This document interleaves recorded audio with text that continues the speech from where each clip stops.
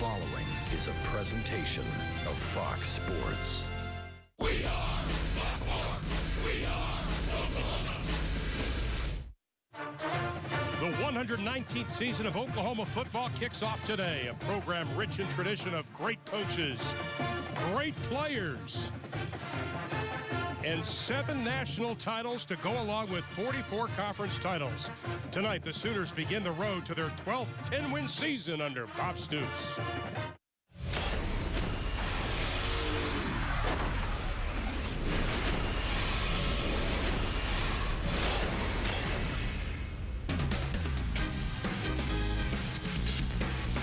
Welcome to Norman, Oklahoma for the start of the college football season. Tonight's Sooner broadcast is presented by your Oklahoma Ford dealers. There's a reason why Ford is the best in Oklahoma. Stop by your Ford dealer and drive one. As we welcome you inside the Gaylord Family Oklahoma Memorial Stadium, where tonight the Sooners open up against the Warhawks of Louisiana Monroe. Hello again, everybody. Hello, and Dave Lapham. I'm Ron Thulin. It is good to finally get this thing going. Yes, it and is. What a Big 12 season we are expecting. Dave, you and I have been doing this a long time. This is probably the most wide-open Big 12 season we've seen. There's no doubt, Ron, and people have questions about Oklahoma. Quarterback play. Trevor Knight, opening act tonight. How will he play? Defensively, lost their swagger a little bit last season. Gave up 41 or more points in 3 of their last 4 football games. Will they rebound tonight? Oh, we're going to find out. Let's talk about the players because both teams have quarterbacks that are similar. Trevor Knight, as Dave mentioned, and Colton Browning of Louisiana Monroe. Both are dual-threat quarterbacks, but the big difference is that Trevor's starting game number 1. Colton Browning's a 4-year starter. And that is a big difference, but I'll tell you, Trevor Knight, he is a dynamic athlete. This kid is just an explosive runner, and boy, does he have an accurate arm throwing the football. The thing about him, though, you know Louisiana Monroe is going to try to confuse him, and they're going to make a lot of changes out there, disguise things. He can't chase ghosts. His key word tonight is trust. He has to trust Josh Heupel will put him in good situations. He has to trust his reads and his instincts, and he has to trust his teammates will execute. On the flip side of it, I'll tell you what, Colton Browning, this is his 37th start. He's seen everything. This guy reminds me, he's a bigger version of Kellen Moore, the former star at Boise State, that left-handed accurate thrower. And this guy, he handles a hostile environment because he plays with maturity. He plays with composure. He plays with confidence. And that's why he hung 34 points on Arkansas and 31 points on Auburn on the road last season, Ron. And he's going to put pressure on this Oklahoma defense. He really will. And it's going to start in the secondary. I mean, when he's throwing that ball down the football field, Aaron Colvin is everything you want in the cornerback position. Bob Stoops says he's the best that he's ever had, and he's going to be basically the cornerstone of the back end for Mike Stoops.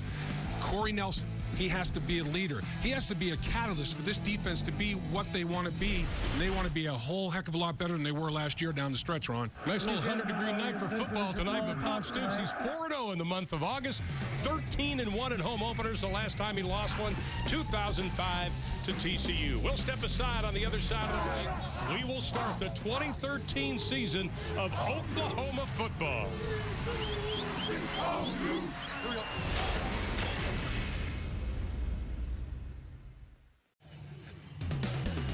Oklahoma Sooner football is brought to you by your Oklahoma Ford dealers. Don't miss the Ford Summer Spectacular featuring blockbuster deals. Now playing at your local Oklahoma Ford dealer. By Chesapeake Energy, leading a responsible energy future. And by WinStar, a whole new world of luxury. Capacity crowd on hand. We welcome you back to Norman, Oklahoma. The third member of our broadcast team, Chad McKee, and he is standing by with head coach Bob Stoops. Thanks, guys. Coach, first career start at quarterback for Trevor Knight tonight. What do you want to see out of your redshirt freshman? Just poise, execute our offense, take what's there, don't force the issue. And I believe he can do that. ULM is an opponent that's been into environments very rowdy, and they've beaten some teams in the past. What concerns you most about the Warhawks? Well, they're a good football team. Todd Berry, they're coached really well.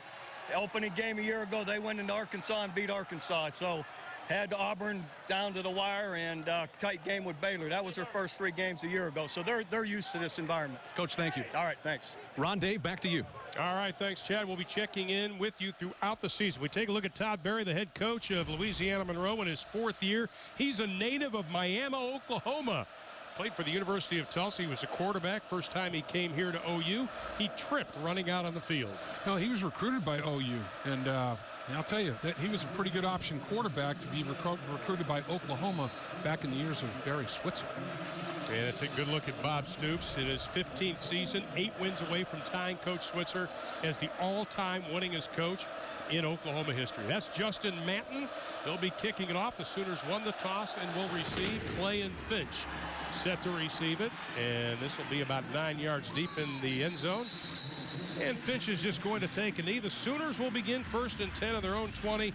Trevor Knight, Ronald Reagan High School in San Antonio. He passed for 2,000 yards, 27 touchdowns, just 3 interceptions. First freshman to start a season opener since Sam Bradford, Dave. And I'll tell you, Ron, this kid, he's got the jackhammer feet. There's no question about that. And he has that powerful, strong throwing arm. He can create and extend plays, and he buys himself time and creates space. 2 things a quarterback loves to have when they're throwing the football. And watching him Thursday and Friday at practice, he is a very impressive young man. Miller joins him in the backfield.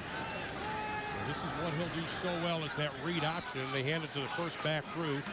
Nothing going on as Clay is stopped at the line of scrimmage.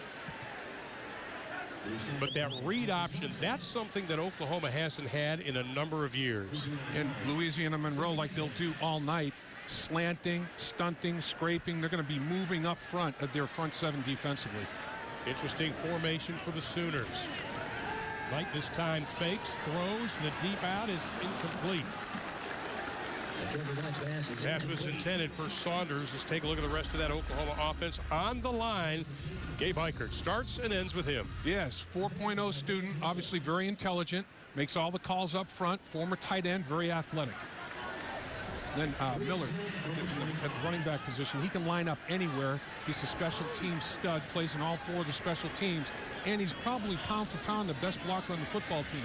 He is got position versatility.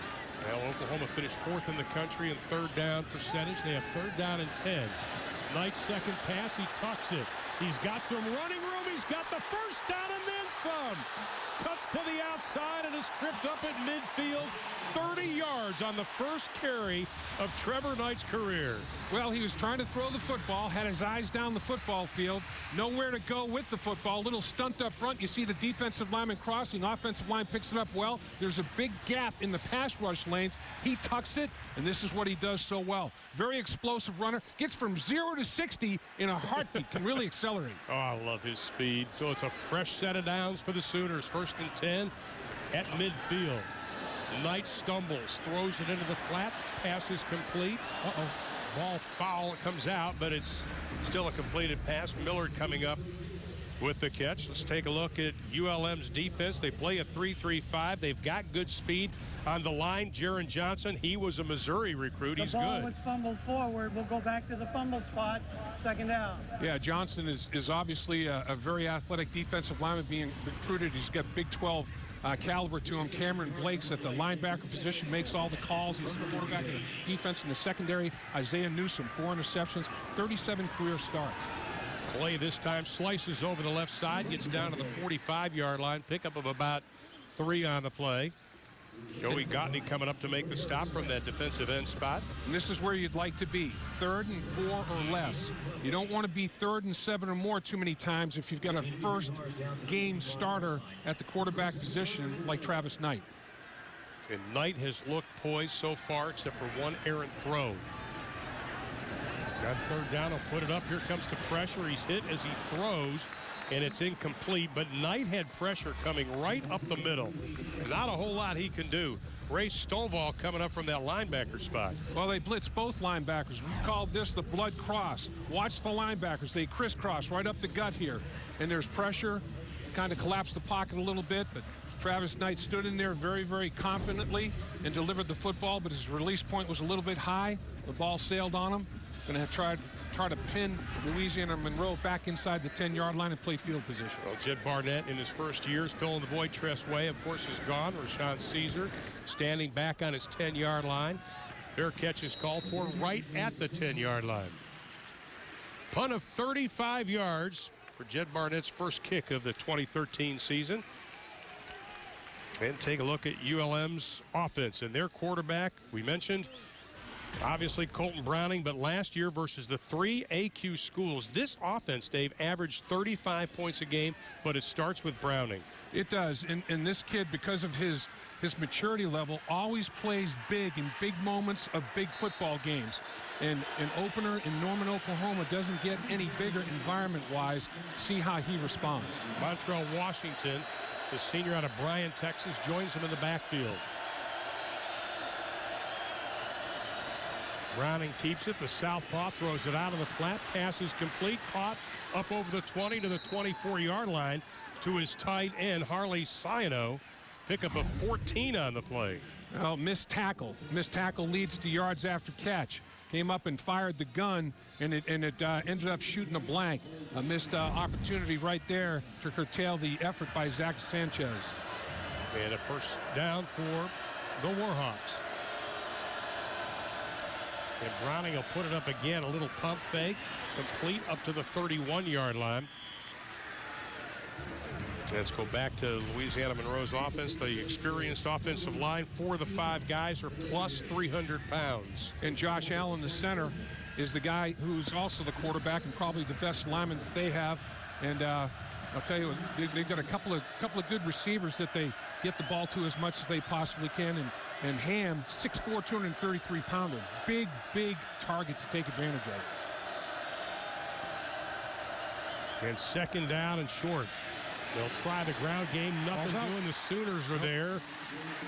And it'll be a loss of about a yard on the play. Nice penetration coming from Quincy Russell.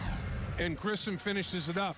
Grissom, former tight end, moves to defensive line, back to tight end, back to defensive line. I think he's found a home. Excellent effort as he was disruptive, got in the backfield, tackle for loss. First big third down opportunity for Louisiana Monroe. Third down, they need 4.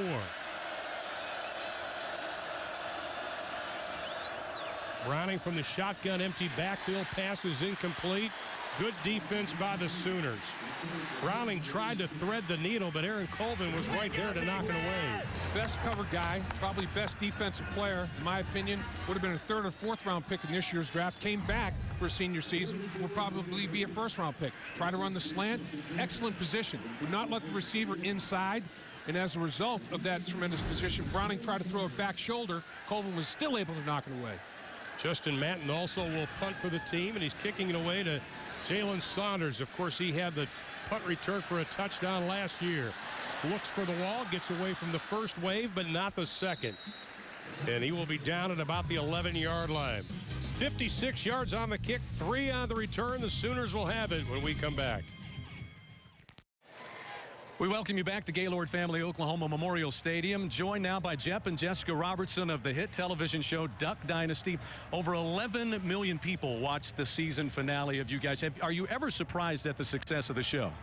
You know, I knew we had something good. We got a good family that's funny, and I think people always tell me they like to watch a show they can watch with their whole family. It's clean, you know, so you know, it's surprising, but we like it. I mean, our fans are fired up. So. Jessica, what is it do you think endears you all to millions of Americans out there? I don't know. I think it's just that we really, truly love each other, and we're stick together. We don't move off and try to, you know, climb a corporate ladder. We find it important to stay close to family and to root for each other to succeed. Any surprises? You're just a couple of episodes into the new season. Any surprises, Jeff, you can tell us about? There's always surprises when Cy's involved. There is some definitely funny stuff coming up. It's going to be awesome. Ron Thulin, who's up in the booth, is a huge fan. Wants to make sure that you say hello to Uncle Cy for Ron Thulin. Okay, we appreciate it. I can do that. I will. Jeff and Jessica Robertson from Duck Dynasty. Ron, I know you're jealous. I'm sending it back to you. Hey, let me tell you something. Hey, that's my Cy impersonation. Damian Williams checked into the lineup for the Sooners. Knight goes back. The long out, and he is off the mark. What do you think about Knight's throwing so far? We've seen a couple of passes. They haven't been pinpoint accuracy so far. Yeah, they haven't, and I think a big part of it, Ron, is Oklahoma's not got their running game going. You know, on first down in this series, rush for no gain, all of a sudden, you know, you're second and long, you're off schedule, and that puts a lot of pressure on a young quarterback, and it allows Louisiana Monroe to come up with pressure packages, and here they come with a 4-man front getting after it. He's 1 of 4 throwing the football. This is 3rd down. They need 10. He looks over to the sideline. Josh Heupel makes the calls from the press box. Then they've got Jay Norvell and a couple of other assistants relaying those signals. Knight going deep on the near side, floats it up, knocked away at the last second by Rob Donovan Lewis. Pass was intended for Jazz Reynolds. Good job by Lewis, though, just getting the hand up. Well, on that play, Louisiana Monroe only rushed 2. They dropped 9. They took both their defensive tackles and zone blitzed them and dropped them out of there. Still dropped the dime for Reynolds. Couldn't quite make the catch.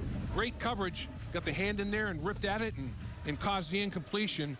Excellent effort by Lewis in coverage. Well, Jed Barnett's going to have to kick it away. He's inside the 5, and Rashawn Caesar, the Warhawks, standing at the 34. This is a good kick. Caesar signals the fair catch, and he will take it at the 36. 46 yards on the kick, nothing on the return. We are scoreless in Norman as we kick off 2013. Welcome back to Oklahoma. We've played 5 minutes here in the opening quarter, along with Chad McKee and Dave Lapham. I'm Ron Thulin. Louisiana Monroe takes over possession. 61 touchdowns last year, a school record. You trace their strength, Dave, back to the fact that these guys on offense, they've played a lot of football together. As a football team they have, Ron, continuity, consistency. Career starts returning, #1 in the country. The player starts from last year, #3 in the country. And off right side, not much going on. The OU defense doing a nice job of stringing it out. And Louisiana Monroe, like a lot of teams in college football, by formation will stretch the defense out horizontally. And they'll try to get players in space. And they're getting the ball out of quarterback Browning's hands very quickly. And they'll probably start changing the launch point a little bit. Courtney Davis picked up a yard on the play. They go right back to the ground game. This time it's Montrell Washington, a senior out of Bryan, Texas. He's able to make it a 3rd down and 5 situation.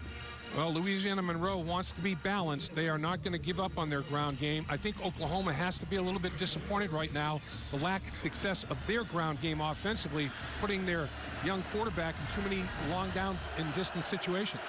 3rd down at about 5. Ball possession is huge for the Warhawks. Sooners bring the blitz. Browning scrambles away. He is not going anywhere. Dropped back at the 33-yard line. Mike Stoops brought the house on this one, and look at every gap's filled, bringing them all the linebackers. Now Browning has to abort and try to get out of the pocket. Great inside-out pursuit from Oklahoma. Their defensive players can run. There is a flag on the field that's being discussed right now. Charles Tapper was the one who led the charge. 7 yards unofficially on the loss for the Warhawks. Personal foul, face mask on the defense, number 91. He grabbed him by the face mask when he sacked him. First down. That's a tough penalty. You can't grab up around the grill. You just have to be disciplined about that. Don't go after the quarterback above his neck at that shoulder pad level. And Mike Stoops not happy. Had a defensive stop. They were going to be on the sideline drinking Gatorade in this 100-degree temperature. And now because of a personal foul, here you are with Louisiana Monroe and Browning in your territory, 1st and 10 at your 45-yard line. And here's Tapper going down. He does grab the grill and turns his head, and the official had a good view of it. You gotta let it go. So now the Warhawks are in Sooner territory. The quick snap pass to May. He gets inside the 40, down to about the 38-yard line. Pickup of 7 on the play. Zach Sanchez on the coverage. Sanchez getting the start because Cortez Johnson not playing, serving that 1-game suspension. You break team rules, you have to be accountable and have some reliability to you. Accountability, reliability is important abilities to have to a college athlete as physical abilities. Now they stay ahead of the chains. Now they've got Courtney Davis and Washington in the backfield. But Browning throws it out deep into the flat. 1st down, Louisiana Monroe. Boy, he had some velocity on that. He's gained some weight, Browning. He always had a good arm, but they said he's throwing it even better now. In ball placement, watch this. The top of the screen, it's going to be a back shoulder throw, a little pivot route. Colvin closes on it, but too late. You know, a nice short route, and Browning's getting the ball out of his hand very, very quickly. Well, we talked about how he extends plays. First down and 10. This time the little flare route left side, and again another good chunky yardage, which will keep him ahead of the chains inside the 25 down to the 24-yard line. Oh, it was a receiver screen, and nice block by Rashawn Caesar.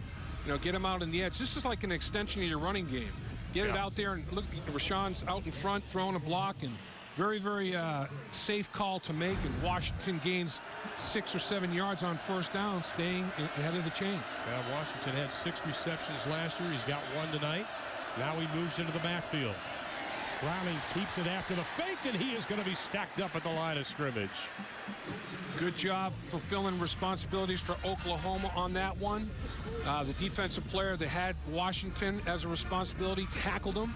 And then when they realized that Browning had the football, other defensive players got involved in it. In this third down play, the third linebacker checks into the game, Ron, striker, and that's what he will do. He will strike you, and this kid is an excellent blitzer. He has tremendous hands and a natural instinct to rush the passer. Coaches love Striker. From the shotgun again, they run everything from the shotgun. Browning just dumps it off. It'll be another first down as a penalty flag comes flying in. Nice job by Devontae McNeil with a reception. Offensive pass interference. Louisiana Monroe is going to be a huge penalty. Pass interference on the offense, number 88. 15-yard penalty. Third down. Big mistake by Ciano, because you know you had a first down, moving the chains in the red zone.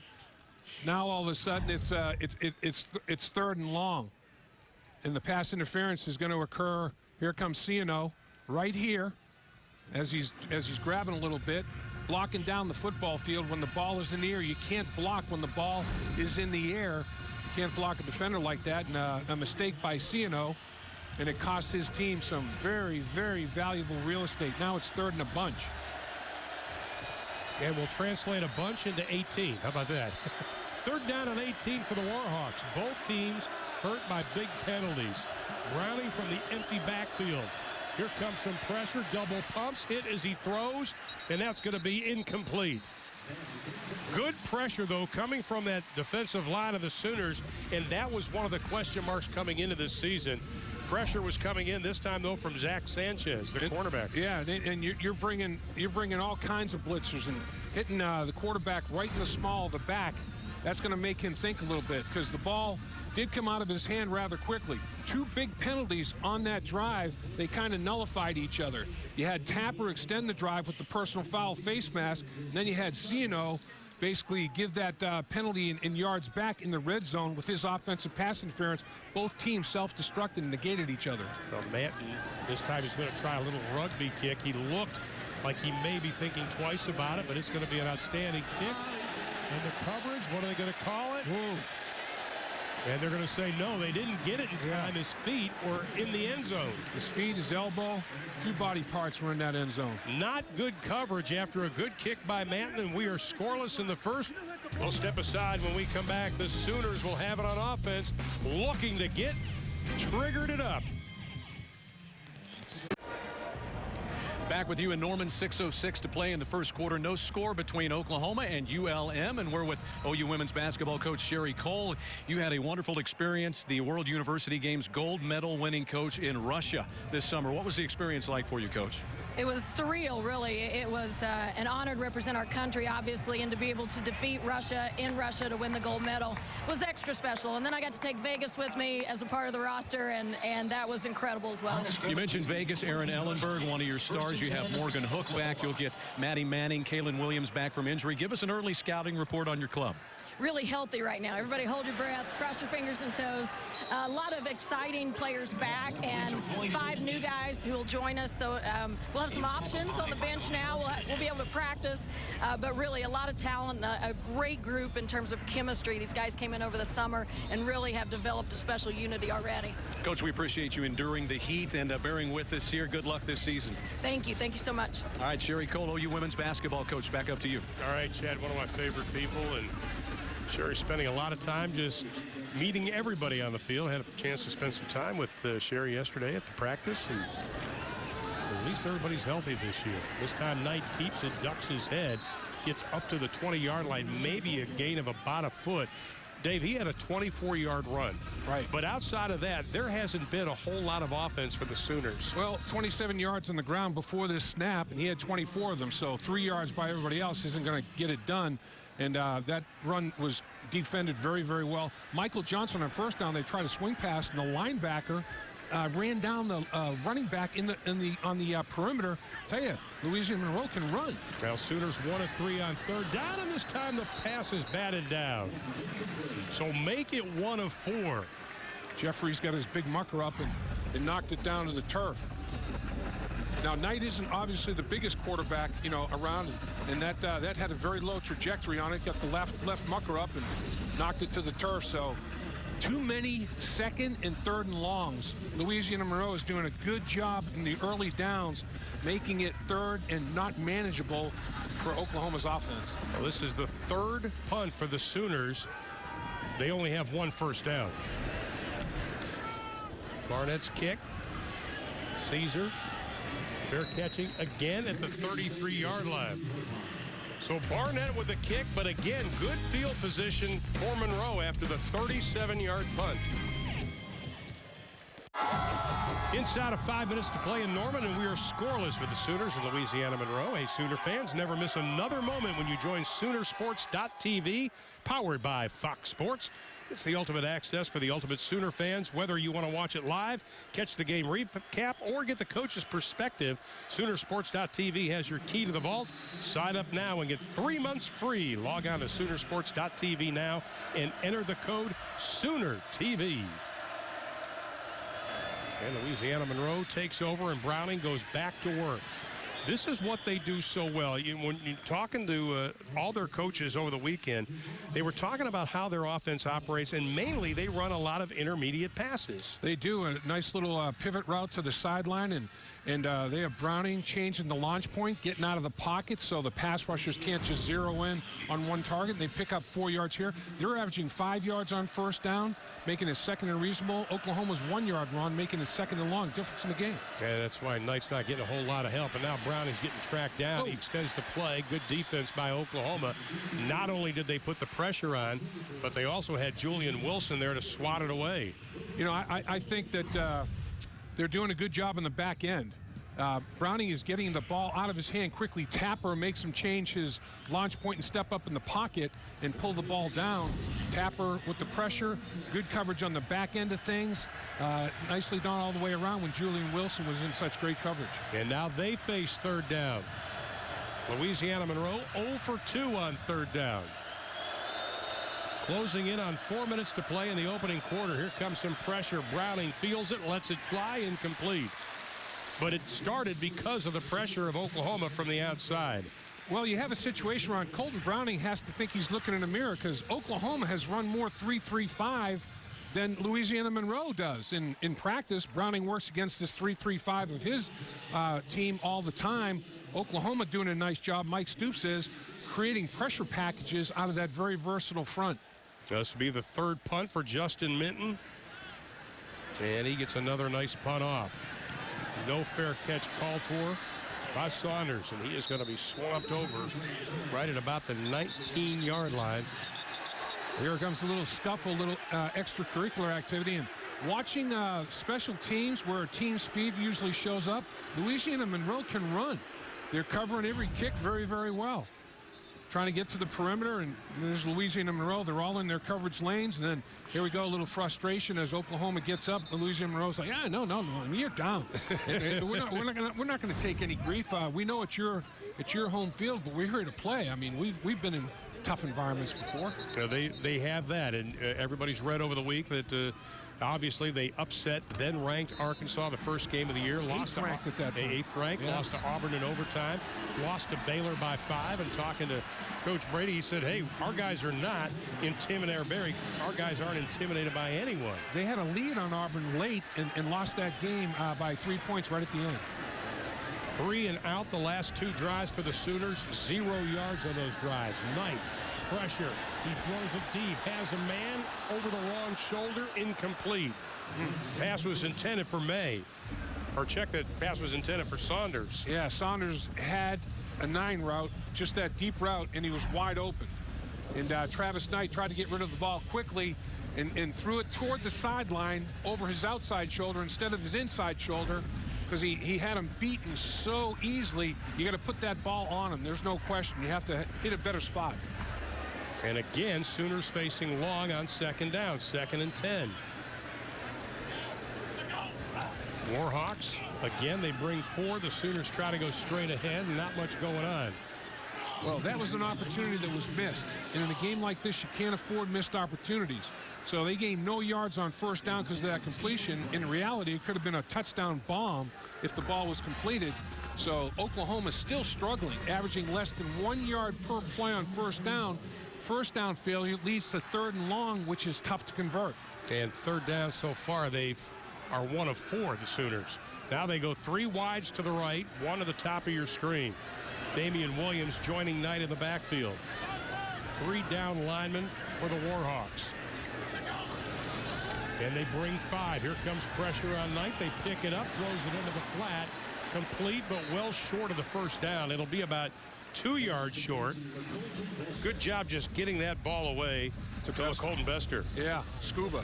And he ran a little shallow cross underneath crossing route. And once again, they can run. I mean, Louisiana Monroe is right there on his hip. Nice job by Justin Backus closing on the football. Travis Knight, if he got the ball out in front, instead of making him stop to make the catch, if he leads Bester, and that leads to yards after catch, don't throw it behind him or at him, lead him. Sid Barnett, his 4th kick of the night. And another fair catch is called for. Again, about the same area at the 32-yard line. 40 yards on the kick. And again, Louisiana Monroe, I tell you what, they've had decent field position every time they've gotten the football. They have. I think that the average drive start, I think they are winning that battle of hidden yards. No turnovers yet in the football game. Both teams had a very critical penalty on the same drive. Oklahoma's defense, Tapper, had the personal foul. And then Ciano returned the favor with the big offensive pass interference penalty. Other than that, I think Louisiana Monroe has enjoyed better field position starting drives. One of the question marks for Louisiana Monroe coming into the game is, can their offensive line hold up versus OU defense? They think that they can run away from the Sooners' coverage. Here's Browning, reverses field. Able to make a positive play out of it. He gets up to the 35-yard line, extending plays. How many times did we hear that from the coaching staff about Browning? Yeah, make something out of nothing. See, changing the launch point again. Not saying Oklahoma, here, 7 yards behind the center, I'm going to be there all day. That's your target to rush. He's everywhere. Play action pass, throws it into the flat, complete, short of the 1st down. Does give up to about the 41-yard line to Tavares May, the senior out of Petal, Mississippi. Aaron Colvin on the coverage. At some point, Ron, what Louisiana Monroe is trying to do is to get Oklahoma to bite on these short intermediate routes. Then it's going to be a pump fake double move. And at some point in time, they're going to test them with that double move, trying to get the ball over the top. May with his 3rd reception of the night. And it's a 3rd down and short for the Warhawks. Oklahoma with 5 on the line of scrimmage. They bring 4. Browning going away from the pressure. Almost tripped up. Gets away with it. Slides at the 38-yard line. He'll lose a couple. Stryker had him in his sights and couldn't finish the sack. He got tremendous pressure and tried to run Browning down from behind. Here comes Stryker at the top of the screen. Oh, just couldn't quite. He was just nipping at his heels, but he basically disrupted the play where Browning had no opportunity to make any play down the football field, and Frank Shannon finished. You know what we're seeing too, Dave, is something that Mike Stoops talked to us about, the speed of the linebackers. He said our linebackers are faster this year. Right. We saw in that play even Corey Nelson trying to come from behind. Yeah, they all can run. There's no question. Matten again with a rugby kick. Saunders awaiting it. End over end. Saunders gets it on the run, and he'll step out of bounds at about the 22-yard line. Only 43 yards on the kick. But for the freshman, Trevor Knight, only the 4th freshman to start an opener for the Sooner. It's been a struggle this afternoon. Yeah, it really has. And he's been in, we talked about it already, a lot too many 2nd and 3rd and long opportunities. So at that point in time, Josh Heupel says, let's throw it on 1st down. And he hasn't been able to complete the ball on 1st down either. This was the biggest 1st down opportunity. It not only could have been a 1st down conversion, it could have been a touchdown. because you know he had his receiver down the football field. Saunders could have taken it to the house with the foot speed he has, put it over his outside shoulder instead of the inside shoulder, keeping him on the field to play. Roy Finch is checked back into the lineup, the senior out of Niceville, Florida. He is such an exciting player. Has the opportunity to break it every time he touches the football. This pass is thrown into double coverage. Probably not the wisest pass by Knight. Incomplete. Donovan Lewis on the coverage. Yeah, Lewis was able to break on the football a little bit late with the decision to throw it, and the ball hung in the air a little bit. And as a result of that, Lewis was able to break on the ball. 3 out of 10 for 7 yards. That's a tough start for sure, but the offensive line in the running game, they have to get something on track to help them. And second and long again. It's a 10. Here comes some pressure. Knight reads it up the middle.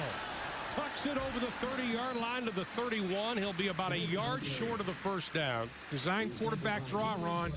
You can see Eichert right here. Eichert snaps the ball. Knight gets the shotgun snap, and Eichert just sets and gets down the football field to block the linebacker. The leading rusher on the football team is Travis Knight. He had a 24-yard lug, and now he adds 9 more to it. All you got to do is follow behind your preseason All-American and guy who already graduated with a 4.0 GPA.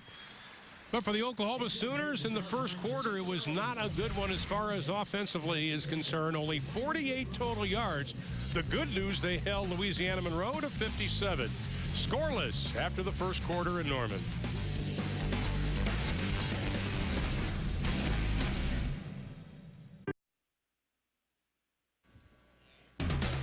Oklahoma Sooner football is brought to you by your Oklahoma Ford dealers. Don't miss the Ford Summer Spectacular featuring blockbuster deals. Now playing at your local Oklahoma Ford dealer. By the OU Alumni Association and Sooner Athletics. 2 great traditions for more than 100 years. Stay connected to your...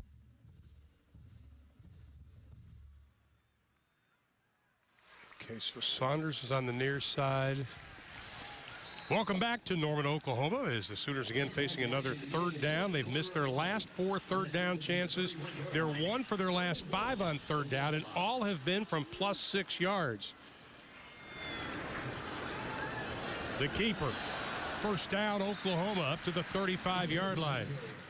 Well, they're running an inverted wishbone and letting Knight read it out. That was a conversion because they had better success on first and second down. Third and less than a yard, you got to convert that one, and they did a good job in so doing. And Knight tries to hurry it up as Louisiana Monroe still looking to the sideline, and Finch, right side, got a little running room. Up over the 40, up to the 44-yard line. Pickup of 8 on the play. This is a kid, Ron, you have to get in space. He's got the short space quickness. He's obviously not a real tall guy. He can hide behind those big linemen. Well, he shuffled all over the place last season. Pass is incomplete. That'll bring up a third down and short situation intended for the outside to Clay.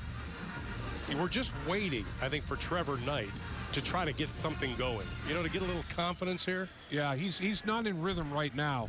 And Louisiana Monroe has gotten him out of rhythm, and they've done it by predominantly stopping the running game, other than his run at the quarterback position. Now they've got Millard and Damian Williams in the backfield. Third down and just over a yard and a half. Finch this time, he has stood up, fighting for that first down, and I think he got it. Wow.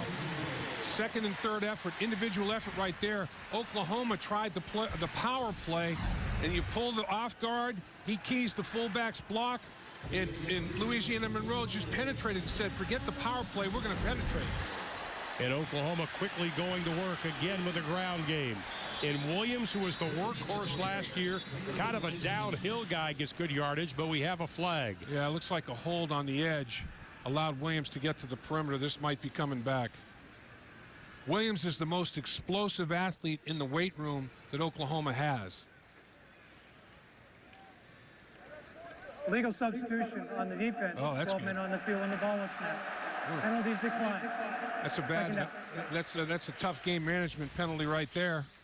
Steve Novak, our referee this evening. They got caught with the up tempo, and Oklahoma this year is going to change tempo, and this tempo scenario is going to give fits to Troy Reffett, the fine defensive coordinator for Louisiana Monroe. Boy, since he's been defensive coordinator, they've had a lot of takeaways, tackle for losses, and sacks. Sooners going back with 3 in the backfield. Millard also joining them back there. Still waiting for him to explode. Right side again, hopping over the defense. It's Damian Williams. Boy, Damian Williams, you go back to that Texas game, he had a 95-yard touchdown run versus the Longhorns. 167 yards in that ball game. Explosive. Millard was looking for somebody to block. Sooners quickly back. Williams again. Maybe gets about 3 on the carry. Millard got one there. He fitted his helmet and knocked the defender back about 5 yards. As I said earlier, pound for pound, Millard is the best blocker on this Oklahoma football team. His position diversity, he's already lined up as a wide receiver, as an H-back, as a tight end, as a fullback in this game, and playing all the special teams. He's going to play for a long time on Sunday on those 46-man rosters. So Brennan Clay's checked into the lineup for the Sooners. McTwire also in for Oklahoma. On second down, the pitch back to Clay, looking for some running room. The stutter step down to the 30-yard line. That'll be another first down for Oklahoma. That'll be their 5th third down of the evening. Good. 11th play of the drive, too. Watch Louisiana Monroe run. I mean, they have 5 guys out in the perimeter chasing this play. They can fly. Oklahoma quickly handoff left side, running room inside the 20. Again, it is Clay. They're finding an opportunity to the edge, get the ball out quickly to the perimeter, and see if they can gash Louisiana Monroe. I like the strategy because they have to run and pursue, and it's going to tire them out. And they've picked up the pace, too. Clay stutter stepping on the 12th play of the drive. Gets down to the 15-yard line, pickup of 2 on the play. The success really happened, Dave. It seemed like when Bob Stoops said, well, let's go a little more NASCAR speed on this. NASCAR speed and running wide to the perimeter, making like defensive linemen like Johnson run, and they're being subbed out right now. The down linemen are tapping out. They're so tired they can't get in a 3-point stance and run and pursue the football anymore. They had to be substituted. And you can see the red zone opportunities for the Sooners, 11th in the NCAA, tied last season. On second down. Knight, the handoff to Williams. The battering ram gets down to the 12-yard line. That'll bring up a third down situation in probably about 5. Check that, about 4. Big third down conversion. This is the biggest of the night. Obviously, they've had their issues, their struggles on third down. This one, when you're in the red zone, is monumental. Third down, officially, they're calling it 5.5. Williams in the backfield. They look over to the sideline. Flash cards are being flashed by the coaches and signs being given. Knight looks left, throws left, complete, touchdown, Oklahoma. Jalen Saunders with Trevor Knight's first touchdown pass of his career. That one had some RPMs on it. He got that ball out of his hand and put it right on the money with some serious velocity. You know, he's such a threat to run the football. You have to respect that in your pass rush. And he had vision and lanes, and an excellent route is run that time by Saunders. And he absolutely beat Smith in such a short space. He had about 4 or 5 yard separation. Honey cut for the extra point. And it is good. 14 plays, 78 yards for the Oklahoma Sooners. First to get on the board. Jalen Saunders said his goal this year is to score in every game. 1 down. A few more to go. Yes.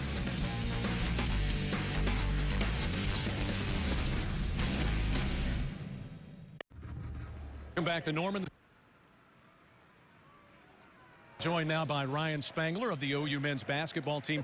You had a great experience, trip to France and Belgium for 10 days and played 5 games, visited some historic sites. What was the experience like? Man, it's amazing. You always hear, you know, growing up in history classes about what's happening over there.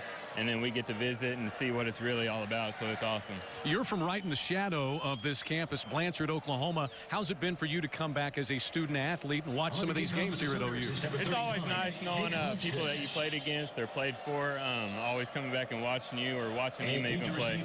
Just a little over a month away from practice. Ryan, thanks. Thank you. Send it back up to you, Ron. All right, thank you very much, Chad. Of course, Jalen Saunders with a touchdown reception. He had 3 last year. Of course, played only 9 games, and the team took on a whole different look offensively when he played. And we are set. And this has no shot at being returned. Ron, the key on that offensive touchdown drive for Oklahoma, 2 things. Running the ball to the perimeter, making Louisiana Monroe, big defensive linemen, pursue and run and get tired and have to be substituted out, and going up tempo. Those 2 things, making them run and making them run with no break between plays, really wore Louisiana Monroe down and really benefited Oklahoma in that drive. So Oklahoma has the potential to shift gears in terms of tempo, and they're controlling tempo in the stages of this second quarter. One of the keys for Louisiana Monroe was score when opportunity presents itself. They haven't had a whole lot of opportunities. Mishandled by Jairus Edwards. Here's a guy that rushed for over 435 yards last year. He's number 4 on ULM's all-time rushing as far as touchdowns concerned, but can't get his handle on this one. Little shovel pass. It's just an incomplete pass. It's not a fumble. He's got to catch that football. They weren't sure how much he was going to play. He's been dinged up and nursed an injury. So for the first time in a long time, unbalanced line from Louisiana Monroe, both tackles on the same side of the line of scrimmage. And they move to the left, and they hand it off to Edwards. And we've got a whistle, and it's probably going to be a motion call. False start on the offense. Number 65, 5-yard penalty. Now Joseph Treadwell got going a little quickly. So what they did, look, only a guard on this side. Both tackles are on the opposite side. The field is tilting left. They try to run the ball that way, but early movement curtailed that unbalanced line operation. Well, Dave, with all of them weighing over 300 pounds, Norman was tilting left. Yeah. Browning started this game as quarterback, 5 for 6 for 42 yards. Since then, just 2 of 6 for 9 yards. Now he faces a 2nd down and 15. Edwards looking for a block, gets it, able to pick up about 5 on the play.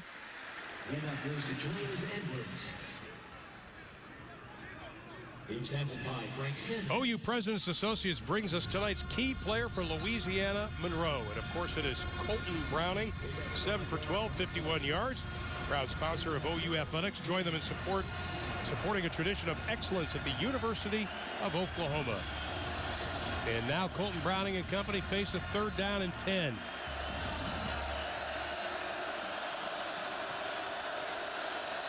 Sooners with 6 in the box. They bring 4. Browning. Nice catch, and it's going to be complete. Up over the 35 to the 36-yard line. He hit Cook in the only spot that Cook could make the play. Ball placement, once again, outstanding. Take him to the sideline. He has to dive to make the catch. The ball is put where he's going to make the catch. Just an outstanding play by Browning and a nice route run by Cook. Move the chains.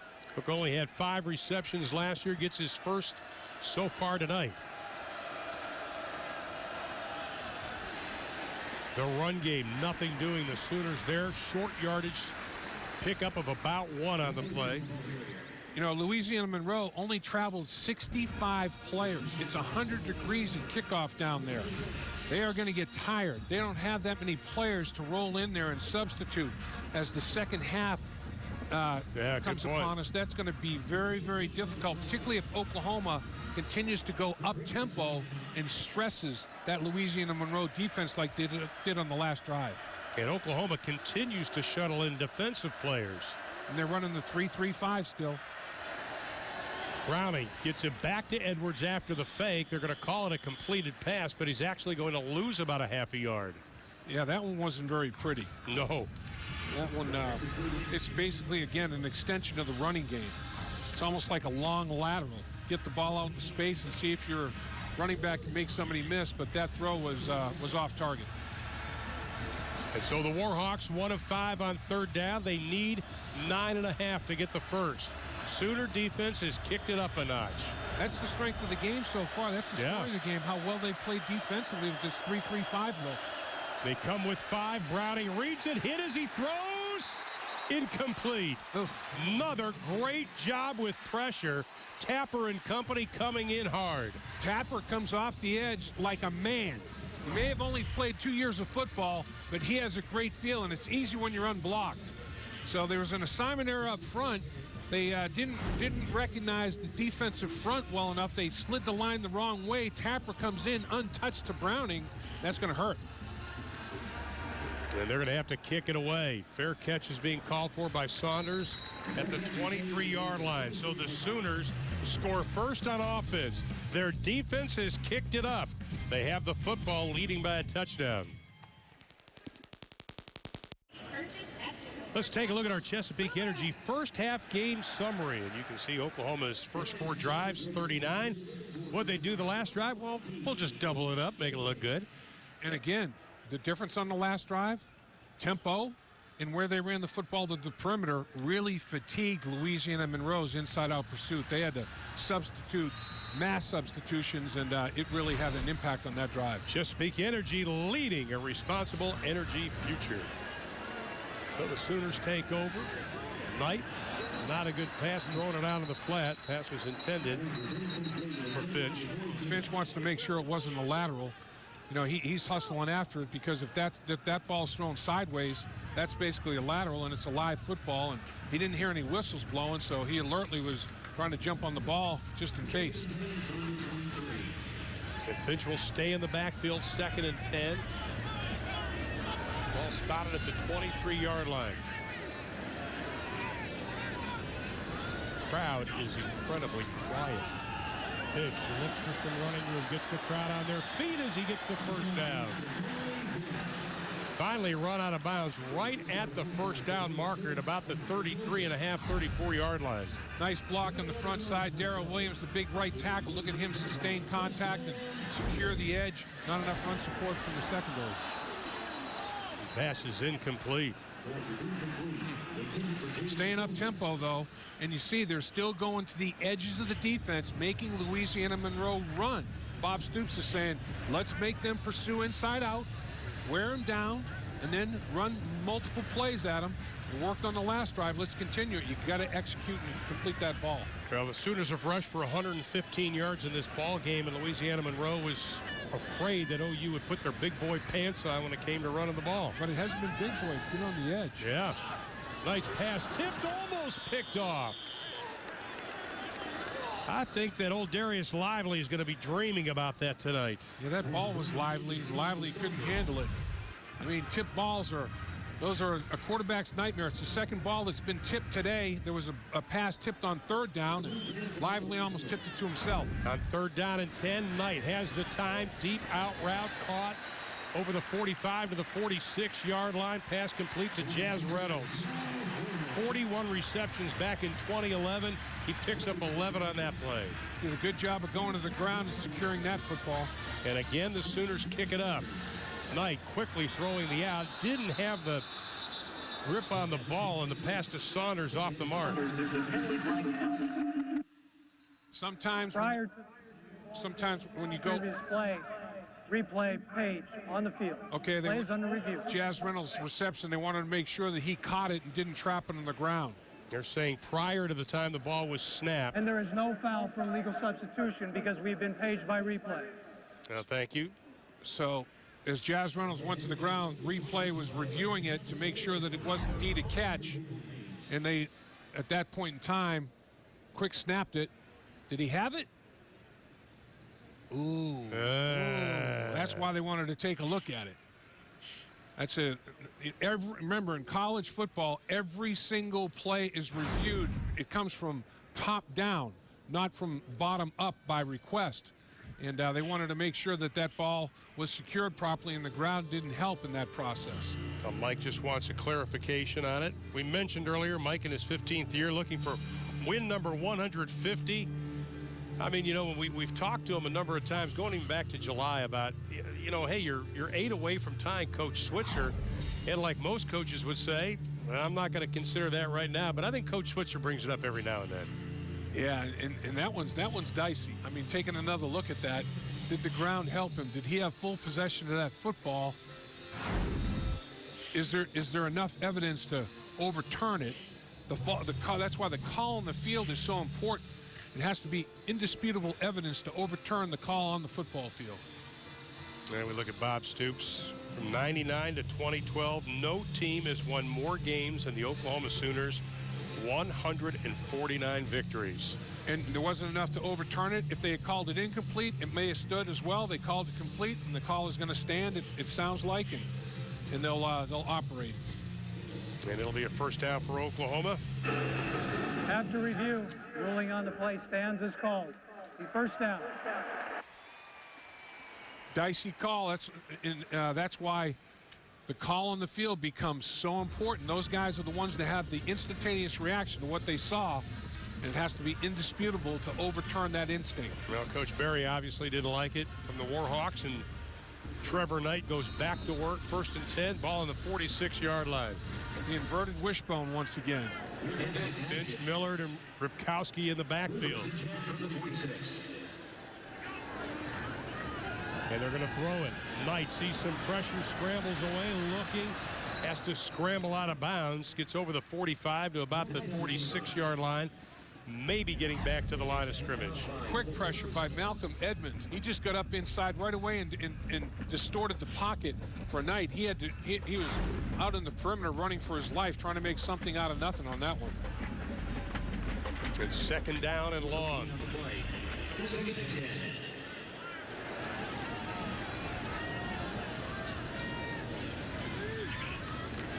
Knight straight drop, looks right, throws right, complete. First down, Oklahoma, over the 45, down to the 43-yard line. Jalen Saunders again. Or check that, Sterling Shepard. Okay, route run on the perimeter, just a 2-man route.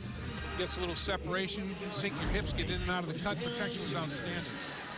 Going right back. Nice little stutter step by Shepard, gets in the clear. And that'll be close to yet another first down to about the 33-yard line. In my opinion, that was a run. That was a backward pass that Shepard secured and get up the football field. That didn't look like it was a downfield throw. From my perspective, it looked like it was a backward pass. And again, an extension of the running game. Bob Stoops and his offensive staff, Josh Heupel, they're deciding, let's get the ball in the perimeter and continue to make Louisiana Monroe run inside out in fatigue. 1 first down in the first quarter, 9 here in the second for the Sooners. Straight ahead run. Williams got the first down. Inside the 30, down to the 29-yard line. Got a good fold block going on. Little fold inside, center and guard. Center blocks back, guard folds around. Gets up to the linebacker level. Makes it an easy inside running lane. That's one of the more successful runs between the tackles Oklahoma has had. If they can tire Louisiana Monroe in the second half, the big boys may start leaning on them inside. Well, Jalen Saunders checked back into the lineup for the Sooners on 1st and 10 from the 29, and Knight's going to put it up again. Going for 6. Has Bester and overthrows him. A little more air under that football. A little bit different trajectory, and might have had another touchdown pass. He had one on third down or first down that was overthrown. Could have been a touchdown bomb. This one, separation is there, and he realizes, oh man, I had him there, but just put a little bit too much, put it on a frozen rope too much. Got to get a little more air under that football. Well, this is the 11th play of this drive. They had a 14-play drive that went for a touchdown earlier. Knight runs the option, pitches back to Williams. Looks for some running room, gets down to the 25-yard line. Once again, where are they running the ball? To the perimeter. Yeah. And look at Louisiana Monroe. They all have to hustle inside out. And I'll give them their kudos. They're still running. They're still hustling. They are rolling in different players trying to keep people fresh, but it may take its toll in the second half. They may have to take IV fluids at halftime and reboot. Third down, the Sooners need 5.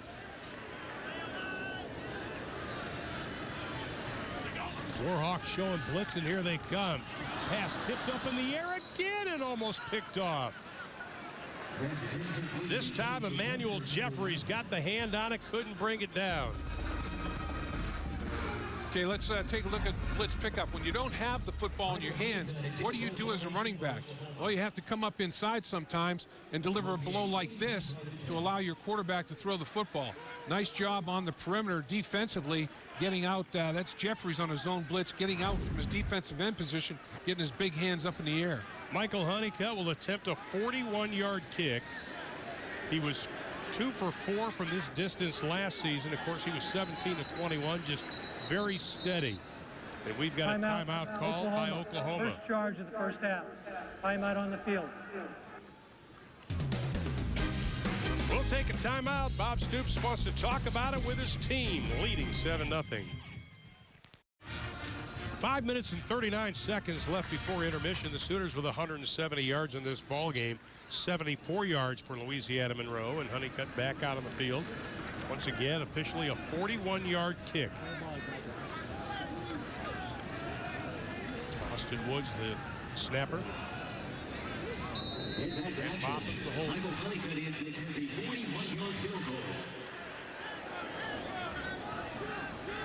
Little high snap, able to get it down. Kick on the way. Yes. Good. And the Sooners up the lead to 10-0.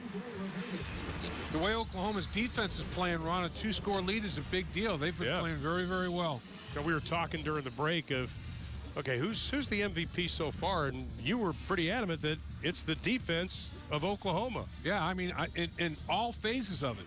They've made Louisiana Monroe one-dimensional. They've only got 12 yards rushing.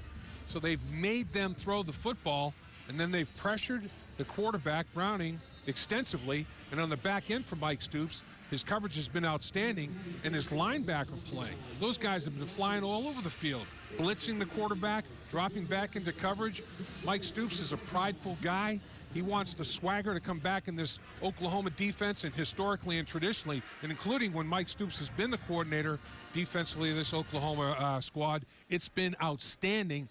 And I'll tell you, early returns are good in the first half of this one. Well, that was our key player, brought to you by the OU Alumni Association and Sooner Athletics. 2 great traditions for more than 100 years. Stay connected to your university. Visit alumni.ou.edu for more details. Going to that 3-3-5 configuration, Ron, it gives Mike Stoops so much more creativity for pressure packages, and he's taken advantage of it. And the key to that, again, is having linebackers that can both play the pass and stop the run. Nick Hodgson kicks it away, and it's going to be a deep one again. Join Soonersports.tv, powered by Fox Sports. It's the ultimate access for the ultimate Sooner fans. Whether you want to watch it live, catch the game recap, or get the coach's perspective, Soonersports.tv has your key to the video vault. Sign up now and get 3 months absolutely free. Log on now to Soonersports.tv and enter the code SoonerTV. That's a pretty good deal. Not bad deal at all. No. And now Colton Browning's got to try to get something going. He's got 5 minutes and 34 seconds to work with. There's Striker. Watch him. Browning 9 of 15, 62 yards.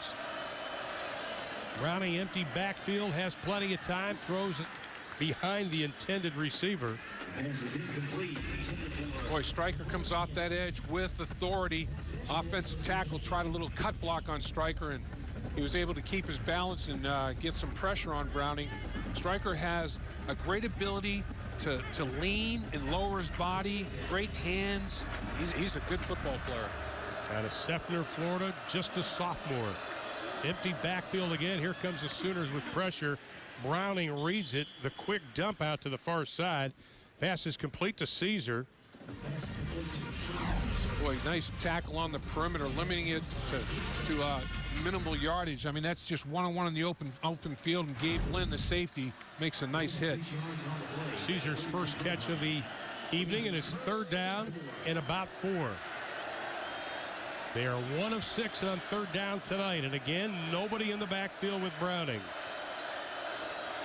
Caesar goes in motion.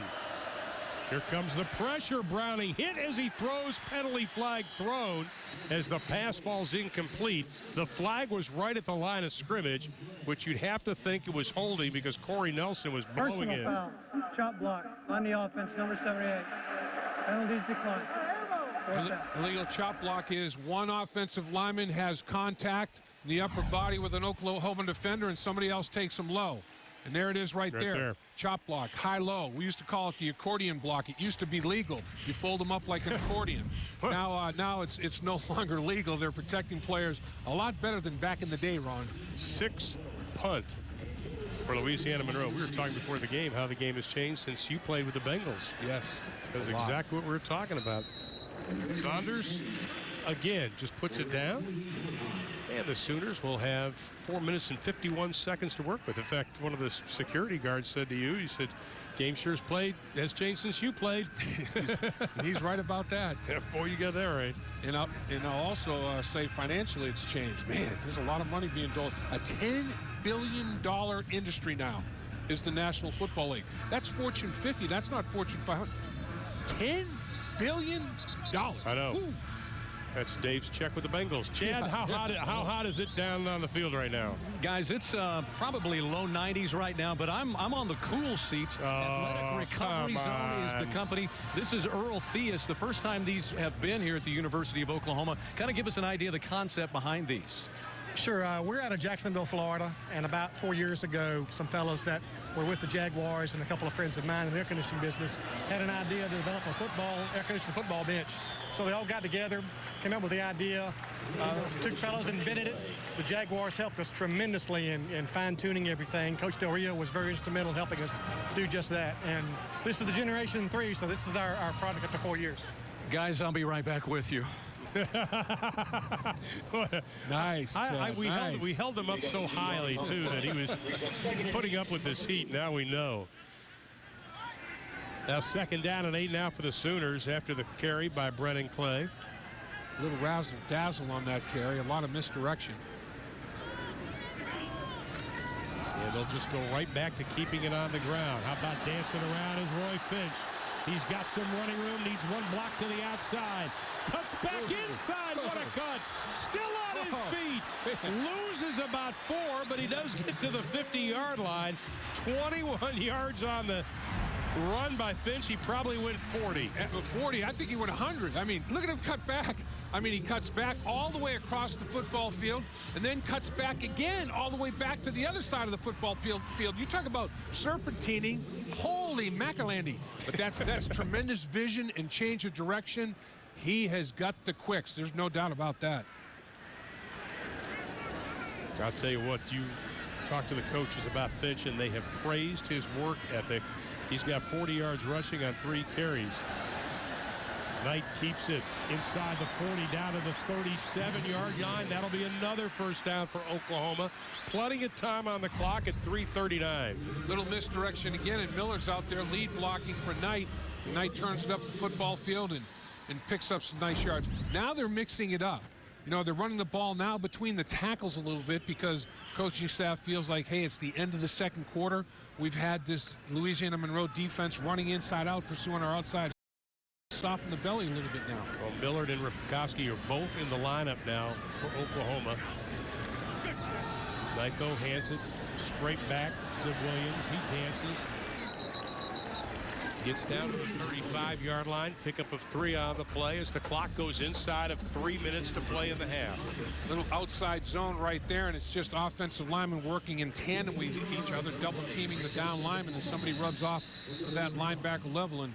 And Oklahoma outweighs Louisiana Monroe's defensive line by an average of 50 pounds per guy. So in the second half, with the temperature and the tempo and everything else that Oklahoma does, don't be surprised if the big boys start leaning on him pretty heavily. Well, Kentarius Caldwell, who was injured in 2012, cost him the entire season. He's got to limp off. And you look at this defense of Louisiana Monroe. 3 starters were knocked out for the year, and yet they still ended up going for their first FBS bowl game ever since becoming an FBS team. And in the bowl game, the flu ravaged the football team. Everybody was running a fever. Browning was running 102 fever and played the whole game. Now we're back. Sooners 2nd down and 7. Knight straight ahead handoff. Nice job running again by Damian Williams. be close to the first down, and they're going to say it is another first down. And here's where they're starting to thump them. They feel like they got Louisiana Monroe fatigue a little bit. They're standing up. You know, they're not slanting and stunting as quickly as they did. Yeah, they were afraid OU would big boy them, and they're doing it right now, just pounding it away right down the middle. Another big gain on first down of 6. 13 first downs for Oklahoma this quarter. Williams was on that last carry. And Oklahoma's slowing the tempo down a little bit as they pound it inside. So they're really in control of this football game in terms of tempo. And they're basically punching and making Louisiana Monroe counterpunch now. Now Miller goes to the tailback spot as Williams goes into the slot. Miller's got the football. Crashes his way inside the 20 to the 17-yard line. Close to a first down, depending on the spot. Well, you got to let the big dog eat every once in a while. He blocks for everybody. He catches. He plays all the special teams. Let him have the rock one time, and he moves the chains. This kid is a heck of a football player. I'm surprised he only had 140 touches coming into this year. First down from about the 17-yard line. Sooners pick up 2 again. Williams. There's a good look at Trey Miller, the senior out of Columbia, Missouri. You talk to the coaches, they say he's just a football player. Well, he had 33 rushes of the football last season. So, you know, it wasn't like he was the featured guy by any stretch. And he had 30 catches of the football as well. So pretty balanced in how they used him, but they didn't use him a whole lot because he's such a valuable blocker and special teams guy. And you saw the total yards between the two teams. Knight just looks up, fires out to Sanders. Great coverage put on by the Warhawks. Rob Donovan Lewis, who's had an outstanding game. One of the best athletes on this team. Watch how he splits blockers. Timeout. Nobody blocks him. I mean, if you put a shoulder pad on him, and Jazz Reynolds is the guy that never touched anybody, and as a result of that, Lewis just laid a big lick on Saunders. And we've got a timeout with 47 seconds remaining. We come back, the Sooners facing third down. 48 seconds. Oklahoma Sooner football is brought to you by your Oklahoma Ford dealers. Don't miss the Ford Summer Spectacular featuring blockbuster deals. Now playing at your local Oklahoma Ford dealer. By the OU Alumni Association and Sooner Athletics. 2 great traditions for more than 100 years. Stay connected to your university. Visit alumni.ou.edu for more details. And by OU President's Associates, proud supporters of OU athletics. Join us in supporting a tradition of excellence at the University of Oklahoma. Now they've done much better, Dave. Yeah, they have. They started off 1 for 5 run. They're 4 for their last 5, and that's because they've done a lot better job on first down. It's been 2nd and 3rd and short instead of 2nd and 3rd and very long. This time they need 9. Knight looks. Throws looking for the end zone. Incomplete. Almost picked off, and it should have been intended for Jazz Reynolds. But again, Rob Donovan Lewis was right there with Cordero Smith. Well, basically, it's cover 2. You have a safety over the top. Corner underneath, safety over the top. Don't throw into cover 2. Tough to complete a fade. There's a very, very tight window there, and almost sacrificed an opportunity for points with a turnover in the end zone. Fortunately, it didn't occur. Well, you know what they say about DBs, or wide receivers with bad hands. So, and a 33-yard attempt now by Michael Honeycutt. He's already got 1 in the books, and give him another in a letter sweater. So the Sooners, they score a touchdown on a 14-play drive. Then they get the field goal on the 13-play drive. And they put together yet another long drive, but yet they settle for 3 points. Yep, and Honeycutt, they're leaving points in the field, Ron. You're right. They've left 8 points out there. Honeycutt's a captain of the special teams, along with Austin Woods, number 50 in the red jersey, the center, the deep snapper. Hodgkin's lymphoma last year, and in total recovery now. It's a heck of a story. Boomer Sooners out there for field goals now. For Austin Woods had the Hodgkins. Yeah, so Austin Woods. Well, I didn't want to make sure people didn't think Honeycutt had it. No, I said Austin Woods, a deep snapper, who is the other captain on special teams. Both of those guys in that operation, the snapper and the kicker, are captains. And Austin Woods was a big inspiration to the football team when guys were struggling with 2-a-days and feeling tired and down. They said, I got nothing to complain about because look what Austin Woods is going through. Yeah, I talked to him on Thursday. He says, I'm 100%. Started with just a sore throat. And he said, I said, were you scared? He goes, kind of hesitated. Ernie Johnson, of course, one of the great hosts of the NBA on another network, shall we say. He fought that and won it. And, it's just such an inspiration to see Austin and even players like the tight end for Louisiana Monroe, Harley Ciano, who fought testicular cancer. And again, we talk about that and take another look at Harley. I mean, last year he was also told he had cancer. Dave, that's just unbelievable for young men that age. Lost over 25 pounds. And cancer is, it's insidious. I mean, it's everywhere. Everybody on this earth must know somebody, either relative or friend, that has had to fight the fight. Now Louisiana Monroe will take over. They've got 39 seconds from the 25-yard line. And they're probably just going to try to run it out as Jairus Edwards, the senior out of White Castle, Louisiana. And I don't know about you, Dave, I can't say White Castle without the stomach growling. I hear you. No offense, Yeah, those are one-biters there. Just pop those babies like peanuts. Holy cow, a Big Mac's a one-biter for you. What are you talking about? No, not. I can't handle a Big Mac in one bite. I had a teammate, though, defensive lineman, that ate 9 Big Macs in 27 bites. Throw him on who was it? Gary Burley, man. That guy can chow. Well, Mike Stoops has to be happy, and Bob Stoops even happier because of their defense, because they did a great job in that first half, holding Louisiana Monroe to just 83 total yards. But the first 30 minutes of college football season in the books for Oklahoma. Our score at the half, OU 10, Louisiana Monroe nothing. After the break, we'll return live to Norman for all the halftime festivities.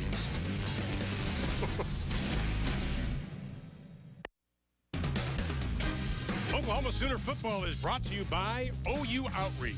Working adults, get a degree you can be proud of from the University of Oklahoma Outreach. It's your degree. Go get it. By OU Medicine, health keeping you alive and well. And by Bud Light. It's the sure sign of a good time. Here we go. Welcome back to Norman, Oklahoma. We are just moments away from the start of the third quarter. Scoreless first quarter. Oklahoma has 13 points in the second quarter, courtesy of 178 yards, 14 first downs, and it seemed like their defense kicked it up a notch. Their offense did what they had to do to get the lead. Well, they had 178, and Louisiana Monroe had 32 yards in the second quarter. But, early in the football game, couldn't really get much done in the air. So Knight says, heck, I'll just run it. Longest run of the game is 24-yard scamper right there on third down. Then they started pounding the ball inside after they had Louisiana Monroe pursuing inside out. Williams goes for 9 yards there. Clay gets involved with a 13-yard carry. First touchdown pass of Knight's career goes to Saunders. Good route, put the ball right on the money. And this was the biggest play, the most electrifying play of the first half. 21-yard scamper by Finch, but he ran about 75 to 100. Back and forth he went, serpentining, great vision, wasn't about to give up. Louisiana Monroe probably was like, are you kidding me? Man. Well, and here's some of the stats. Oklahoma dominating just about in every category. Look at third down, 1 for 7. And Louisiana Monroe, 1.6 yards per rush, a little over 3 yards per play. Oklahoma's defense bottled them up in every sense of the word. Look at the total yards, 226 to 83. Couldn't finish in the red zone. Left 8 points on the field, had to settle for field goals, but got on track in the second quarter for sure, Ron. Well, the longest run for ULM in that first half was 5 yards. Exactly. That tells you a little bit something. They only had 2 plays over 10 yards, both receptions. Cook for 11, Ham for 14. They had no plays of 20 yards or more. Zip. Courtney Davis set to receive the kick from Nick Hodgson out of North Richland Hills, Texas. And needs a little help from the tee. Just a very good defensive performance, I think, by this Oklahoma Sooners. And also, I think one of the stats that we didn't mention, the time of possession. Yeah. One of the things ULM coaches told us, they had to win that time of possession. They've got to keep Oklahoma from getting the football. Weren't able to do it. They were minus 5 minutes. Oklahoma ran 51 snaps to their 27. Yeah. I mean, they just kept the ball, and it definitely keep away. That's tracking for 102 plays. Wow. That's a lot of football. And again, Hodgson just booms the kick. It'll come back out to the 25-yard line. That's where ULM will take over, and it was a tough first half for Colton Browning, the senior out of Maybank, Texas. I mean, he started out in the first quarter. We saw the patience that we had talked about. Second quarter, though, got a little dicey for him. Yeah, it did, and I agree. I think Oklahoma's defense played well at every level. Defensive line and linebackers put on the pressure. The back end and linebackers covered the pass. I mean, there was nothing available. Montrell Washington takes the first handoff of the second half, and he is stood up for a loss of 3.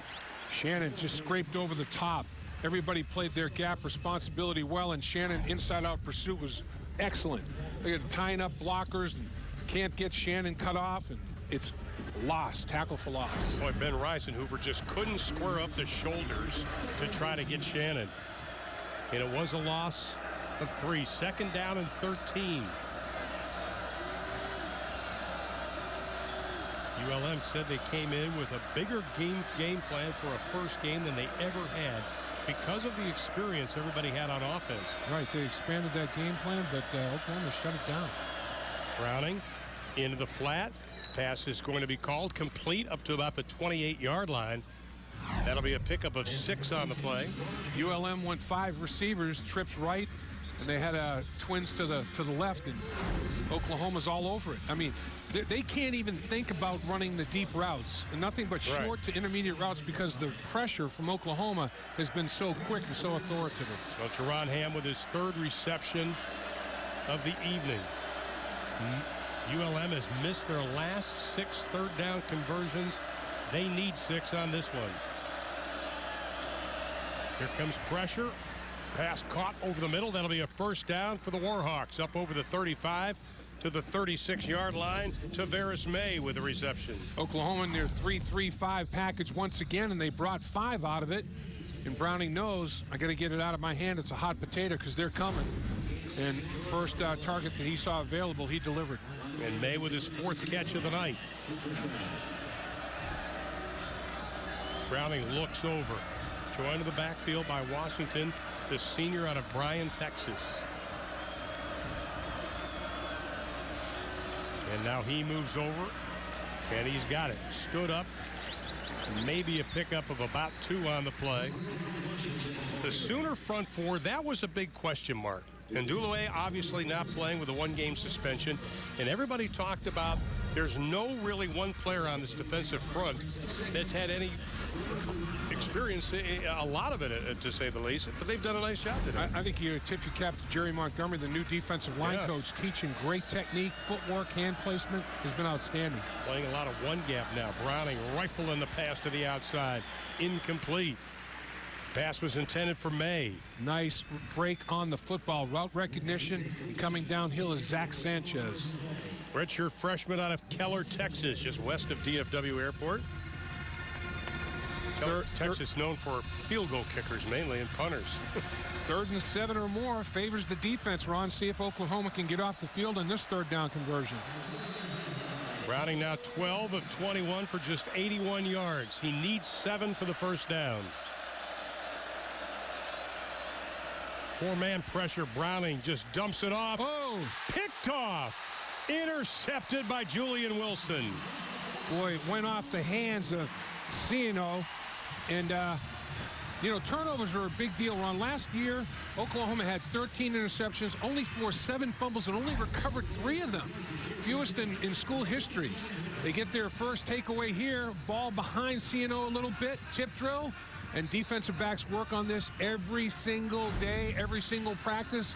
And he makes the nice play on the tip drill. Well, Julian Wilson, his confidence grew in the spring. They call him a rangy defensive back. Playing that nickel slot, and he comes up with his first pick. And the Sooners take over on offense. Short field, too. Have to take advantage. They are in Warhawk territory. Knight straight drop, looks, has time over the middle. Pass caught inside the 30, down to the 27-yard line to Saunders. Saying incomplete, Ron. Oh, they are? Yeah, the back official came in and waved it off. But that, honestly, was the best throw of the night for Knight. Look at the protection. He has vision, separation, throws a strike, and that ball is caught 9 times out of 10 or 99 out of 100 by Saunders. And that time, as he hit the ground, he couldn't hold on. You got to take it to the ground and secure it. Clay and Millard now in the backfield. 7 of 22 for 42 yards throwing the football for Knight tonight. 2nd and 10. Knight keeps, gets a block, has the first down over the 35 down to the 30-yard line. Pickup of 17 on the play. So a 24-yard run in the first half for Knight, 17 on that one. My man Trey Millard. Boom, chop block. See you later. Off to the races goes Knight. Millard comes in motion from the H-back position as a move guy and gets the key block on the perimeter. And Knight's off to the races. 69 yards rushing for Knight on 7 carries. 1st and 10, ball on the 30-yard line. Knight keeps it again, gets another block to the outside. He scampers out of bounds at about the 15-yard line. Well, that time Millard said, I'll block you high this time, Cordero Smith. Last time I chopped you. This time I'm going to come in motion. I'm going to stay up top and hook you. Oh, unbelievable. Gets great position and Knight to the perimeter. That is what Trey Millard does for this football team. Yeah. Obliterates people in the running game and in pass protection. Best blocker on the team. And we're also seeing Knight's running ability. 84 yards rushing the football this evening. 1st and 10 from the 15. Right up the middle, inside the 10, down to the 8-yard line. It's Clay. Watch Millard on this one. You like him, don't you? Well, Ron, he's been the key blocker every time. Come in motion and trap. I mean, he's been on the perimeter, cutting guys and hooking guys. Come inside and get a trap block. Outstanding. Take the big defensive end to the ground. Oh, Gottney. He got on that one. And Millard is doing his job on this drive. It's been the Trey Millard blocking clinic. Boy, it has been. He is a beast when you stand next to him. 6'2", 253 pounds. Bester in motion. They keep it on the ground looking for pay dirt. Touchdown, Oklahoma. Finch, or Clay, I should say, finishes it off. He gets the ball in his right hand. He gets it inside the pylon for the touchdown. Before any body part came out of bounds, the ball got inside the pylon. Again, good blocking. Millard gets another one on the edge. Clay takes it to the outside, extends the ball inside the pylon. He's in bounds. His left knee hits the pylon. It's all good. Touchdown, Oklahoma. 2nd touchdown of the night for the Sooners. Extending their lead, and they did it on the running of, again, Trevor Knight. And the blocking of Trey Millard. Absolutely. He blocked for the touchdown. He had a key block in every run in that series. Pennicut's extra point is good. 10 minutes and 42 seconds left to play in quarter number 3, and the Sooners strike, and they do it impressively. They lead at 20-0. We'll be back to Norman after this.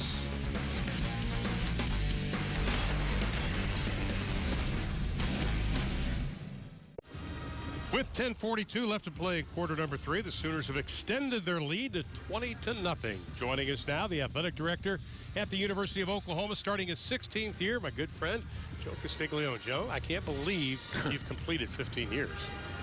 No. We're about 17 years. Just trying to complete one at a time. And it's been a complete honor and privilege to be part of this program and to work with so many different people through those years to try to create this success that we celebrated. Well, one thing, I look at the championships and I look at the conference titles, but what really stands out to me is the academic achievement that the Oklahoma athletic program has done. I appreciate you pointing that out. We've had our best year in the history of our program, and the student athletes obviously deserve all the credit because they're focused, and the people that work with them to help put them in the right position in the right classes and follow through. Joe, President, yourself, and Bob Stoops, the longest tenured trio in the NCAA. So that continuity and consistency of the leadership is huge, isn't it? It really is, and we appreciate everything he has done to support all the initiatives that have helped our program move forward. Somebody, and I didn't come up with this, but somebody came up with the, this may be the BCS that lasts beyond this year, Bourne, Castiglione, and Stoops. Oh, I like that. Wow. I like that's that? good. No, that's a bumper sticker. That's stronger than new rope right there. But it's, again, it's a collective efforts formula here at Oklahoma to try to be the best program we can be. Well, you know, when I was reading about your career and how you met with not only the students but the deans when you took over, but the fact you've hired coaches of integrity. You look at Coach Kruger, you look at Sherry Cole, you look at Bob Stoops, you look at softball. No matter what coach you've hired, your standard isn't necessarily wins and losses, it's integrity, it seems. Well, we want to be the model program that shows that you can win with class, with dignity, win at the top, win consistently. And we saw our softball team honored at halftime. And again, quality attracts quality. Those great coaches bring in the best and the brightest student athletes. And you know, when I talked to Sherry Cole yesterday, we were talking about a recruiting class. She and Jan, they look at me and they said, we've got some good kids. And I said, good players? She goes, no, good kids. And that was very important for Coach Cole. She's too young to be called an icon, way too young. But it's not hyperbole to use the word icon. I agree. When you think about Sherry Cole and what she has done to create such a following for women's basketball, but a model program for young girls that they want to grow up dreaming to be part of this program. You know, we were talking about Trey Millard and the blocking job that he did on the last drive, and it was during a break, and I said, Joe, this kid's a stud. You said, in every sense of the word, on and off the field. Just high-quality kids you got in your programs, don't you? He really is. And you know, he's been another guy that has stepped forward in that leadership position as he's grown and advanced through the classes. He's had good people around him. But Blake Bell, Trey, and Gabe Eichert all did study abroad this summer. How about that? Yeah, you know, and again, I want to give credit to President Bourne because he's helped create that opportunity for students in Oklahoma. They went to Ireland, others went to other places. You know, Joe, as they punt, we're going to have to take a break, but Dave and I, we've known you ever since you took the job, and, you know, when we heard you were going to be on, Dave and I were excited because you're not only the athletic director, you've been a very good friend of ours every year since you've been athletic director. Well, I appreciate it. Again, this program, in a sense, belongs to so many people. There are great people before us. Great tradition that was here, a great foundation, and for those of us that are here right now, we're just trying to build upon it and leave a legacy for the next group to follow. Congratulations, my friend. Thank you. Another 15 years, hopefully. Appreciate it, Ron. Good All to be right, with Joe you. Castiglione, athletic director, and we'll return to Norman after this. Tonight's playbook is brought to you by Patriot Ford. Get a better deal from a better dealer at Patriot Ford. Better selection, better prices, Patriot Ford. I-35 at exit 90, 10 minutes south of Norman in the heart of Oklahoma. The playbook, the blocking playbook, Trey Millard. Watch him log the outside linebacker here. And Clay is going to read that block, logs him. Clay breaks to the outside. Touchdown. Extends that ball with the right hand inside the pylon. And Oklahoma's on the board. I tell you what, I think Trey Miller, I think he's got a lot of fans around Sooner Nation. OU's poorest starting position. Ball is on the 6-yard line. We appreciate Joe Castiglione being part of our telecast, and I wasn't kidding. He's one of our good friends. Well, no doubt. He's the best. He's good friends when he was at Missouri. Yeah, absolutely. Getting a little bit of running room is Damian Williams. They're trying to strip the ball away from him, not going to do it, but he gets up over the 10 to about the 12-yard line. Well, this, as a former lineman, this is where you get in the huddle and you say, you know what, we're backed up, but let's put him in the meat grinder. What's wrong with going, you know, 92 yards with the football? Nothing. And they're just going to keep it on the ground again, tiptoeing down the sidelines, up over the 15, close to the 20-yard line. That'll be good for a first down. That's the strength of Williams. Oh, he unloaded on Lane. And Williams, he just lowered that shoulder, dip a little bit. It's like a jab up for a boxer. Boom. I mean, that's a thumper there. That's big time. Kid is explosive and powerful. You know, you were talking, and we were talking before the game about how the offensive line of Oklahoma hit more weights this year, less sprinting. They want to be maulers up there. Oh, they want to be like Trent Williams and Big Duke Robinson. They want to be that kind of line. Knight, little fake. Out in the flat, pass is complete to Millard, and he just muscles his way up close to the 28-yard line. Patience right there. Caught the football. Instead of stepping out of bounds, you know, he made the defender lose his leverage. Instead of allowing the defender to use the sideline as a 12th man, he let the defender sail by him, dipped up inside for extra yards after catch. Now Miller, we're seeing the strength of him, and everybody keeps talking about him getting more and more touches. And I think that's going to come. There's not a question about it. He's earned it. Miller, Ripkowski, and Williams all in the backfield now with Trevor Knight. Inverted wishbone. I love it. Knight handoff straight ahead. It'll be close to the first down depending on where they mark it. Looks like they'll mark it short of the 30. The stick is right on the 30-yard line. And we talked about the wear and tear of the first half on this defensive football team from Louisiana Monroe. 51 snaps they played. I mean, I'm not sure that you can get enough gas at halftime to refuel the tank. And you see frantically defensive coordinator Troy Reffett signaling the plays, but he needs bodies out there. Now the Sooners have not been successful on their last third down attempt. Third down, they need just one. Monroe was 6 in the box. Knight looks like a broken play, but he'll get the first down. Leaning over the 30-yard line. How about this? For Oklahoma, they've got 38 rushes and 23 passes. Whoever would have thought that Oklahoma would have more rush than pass? Williams went on the wrong side. Reverse pivoted out. Williams went to the other way. And I'll tell you what, that's a heads-up and composed play by the quarterback, Knight. I'll hit the hole that the play's designed for. Don't go anywhere else. They're blocking for Williams. I'll follow Williams where he was supposed to go. There you go. Knight this time drops straight back, steps away from the pressure, and they're going to corral him back at the 20-yard line. Lakes, nice effort. He stayed after it and finished it. They brought the middle linebacker on the blitz, and he's a determined guy. He got Eichert off the edge, and Knight was rolling to his right. Eichert didn't know where his quarterback was or was going, and linebacker took advantage of it. Cameron Blakes. First sack of the night for either team. Blakes is one of those players that was injured last year versus Baylor, ended up getting a medical red shirt. He is the heart and soul of this defense. On second and long. He just keeps it, leans forward, gets close to yet another first down. Pickup of 17 on the play for Trevor Knight. Patience, vision, awareness.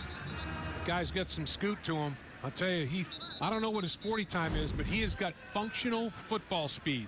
He just has another gear on the football field. He loses no speed when he's in pads. He carries his pads extremely well. 11 rushes, 93 yards. Dave, you're going to take Jazz Reynolds after the game and teach him how to block downfield. Yeah. No offense, Jazz. He's 0 for 2 now. Yeah, got to hit somebody, big guy. Third down, we'll call it just under 2 yards.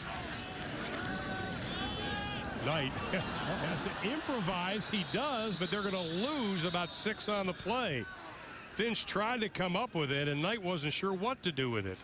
That was a great play by Finch because that's a lateral. That's a backward pass. If he doesn't catch it. Rolling on the field was an incomplete forward pass. They called it incomplete, but it's backwards. That's a backward pass. Yeah. So instead of a forward, whatever, it helps them that they rule it an incomplete pass. He's throwing it behind him.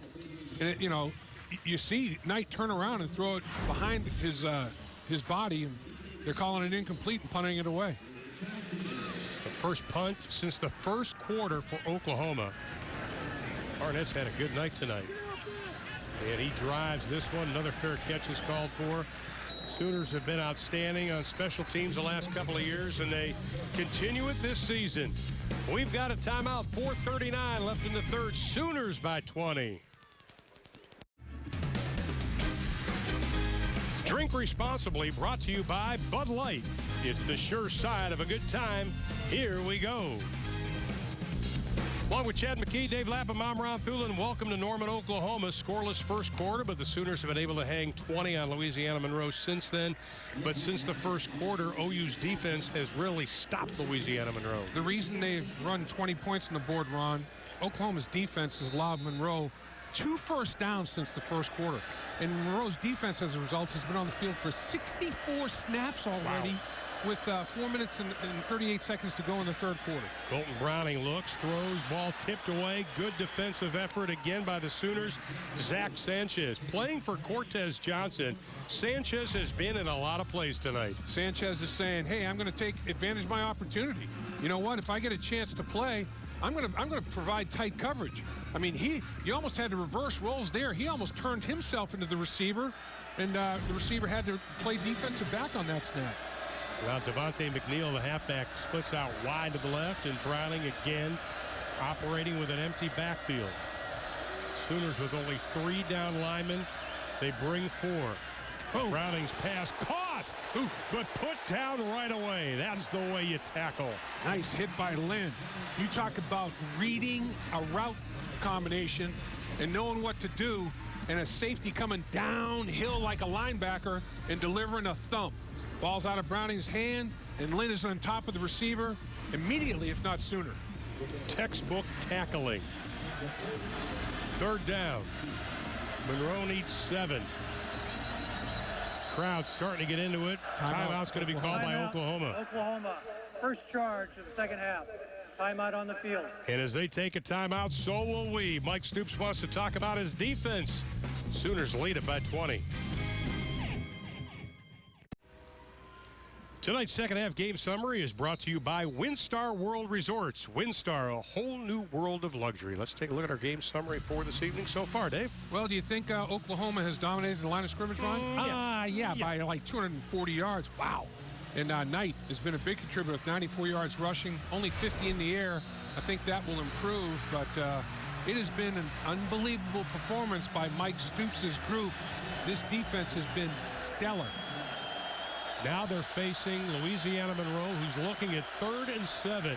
Here comes the pressure. Browning steps up. Nice. Browning goes down at the 16. Great pressure again by Charles Tapper, the sophomore out of Baltimore, Maryland. I'll tell you, Tapper's going to have a lot of offensive linemen tapping out of games because this kid comes every snap, and he won't quit. I mean, he'll separate from a block, and he can trace his steps in the pocket as fast as the quarterback. He moves laterally as fast as the quarterback does forward. Excellent effort. Considering this young man didn't even lift weights before he came to Oklahoma, was a basketball player.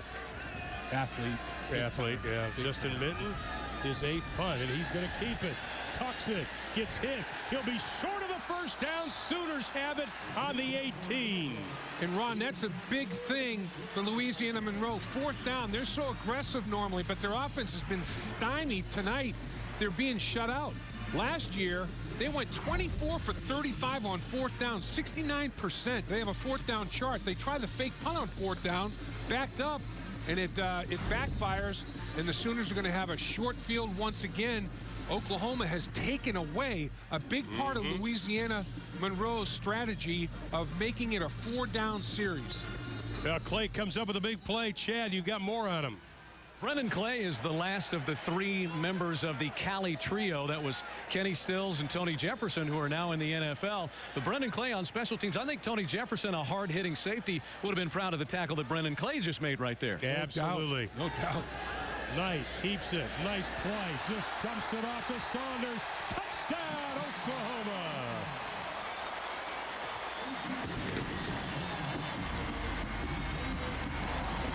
Jalen Saunders' 2nd touchdown reception of the night. Just an unbelievably clever play. Naked bootleg. You got Vincent Eddy in a sweat. Do I challenge the quarterback or do I stay in coverage? He was in no man's land, and he stayed in no man's land. And Knight manipulated him, and he just dumped it off to Sanders for a touchdown. But that naked bootleg action, changing the launch point, and they isolated Eddy, and Eddy was dead meat. You know, talking to the coaches, they say we've got to have great ball distribution, but we also have to put Saunders in a position where he does the most damage. He's done that tonight. Saunders having a great game, a couple of touchdown passes, or receptions, 3 catches total tonight. Well, we see the end of the play, but the scheme of the play was the whole thing. Yeah. Fake the run to the left, and it gets Louisiana Monroe going that way. Knight comes out all by himself on a naked bootleg. Nobody's there. Eddy's in trouble. He doesn't know whether to rush the quarterback or stay in coverage. He really gets caught doing neither, and Saunders catches the football for an easy touchdown. A great call by Josh Heupel. Watch this hard play fake. Run fake to the left. Louisiana Monroe bites. Out he comes Knight by his lonesome. And there's this wide open receiver. And you see, you almost feel bad. Michael Johnson at linebacker is also caught between a rock and a hard place. And just a good design and better execution. Well, Trevor Knight with his second touchdown pass to Jalen Saunders out of Elk Grove, California. First game was Texas last year, and I tell you, he never looked back. It was a different team once he came on. I got to give the coaches credit. They patiently stayed with Knight. He was struggling early in the game. Instead of putting the hook on him, they've been rewarded. He settled down. Offensive line started playing better. Running backs and receivers, and he's delivered. Hodgson's doing a nice job tonight. Nobody's able to return anything. Hey, Sooner fans, never miss another moment when you join Soonersports.tv, powered by Fox Sports. It's the ultimate access for the ultimate Sooners fans. Whether you want to watch it live, catch the game recap, or get the coach's perspective, Soonersports.tv has your key to the video vault. Sign up now, and we'll give you 3 months absolutely free. Log on to Soonersports.tv now and enter the code SoonerTV. And, Ron, I think that's why Bob Stoops didn't pull him. He knew it wasn't just Knight. Right. And didn't even want to break the kid's confidence. If he pulled him, the kid would have been looking over his shoulder the rest of his career. Well, we thought Blake Bell would see action tonight, and he probably still will. Pass is going to be incomplete. Browning trying to get something going. He prepares so well for a game. There's a good look at Blake Bell. And I'll tell you what about Blake Bell. Had a chance to talk to him Thursday. What a great attitude. Came in, fought for the position, didn't get the starting job. But as you and I watched him the last couple of days, he does almost like shadow boxing while Trevor Knight's taking the snaps. He's taking mental and physical reps on every play. And, great attitude. Another unselfish football player. Absolutely. That's what's going to win a lot of games is the makeup of this football team. Browning rolling left, throwing, just has to throw it away. Again, that Sooner pressure has been very good. A guy like Trey Millard, Ron, he could go to the coach and say, hey, come on, I deserve more snaps than I'm getting touching the football. All he does is do the blue-collar work. Mm-hmm. And you have Bell saying, okay, that's your decision. I'll live by it, and I'm going to do everything I can to keep myself ready, because Bell is one snap away from being the quarterback. If, God forbid, Knight gets injured, Bell steps in, and he is going to be ready. This kid is the real deal. Absolutely. And it's 3rd down and 10 as we go inside of 3 minutes left in the third. Here comes pressure. Browning just has to dump it off. Sooners giving chase. Not anywhere close to the first down. Barely getting back to the line of scrimmage. Nice job again by that converging OU defense led by Frank Shannon. 3rd down has been just brutal for Louisiana Monroe. And they're a good 3rd down team normally. Oklahoma's defense was #1 in the Big 12 in 3rd down defense last year. That has been a constant, a staple for them.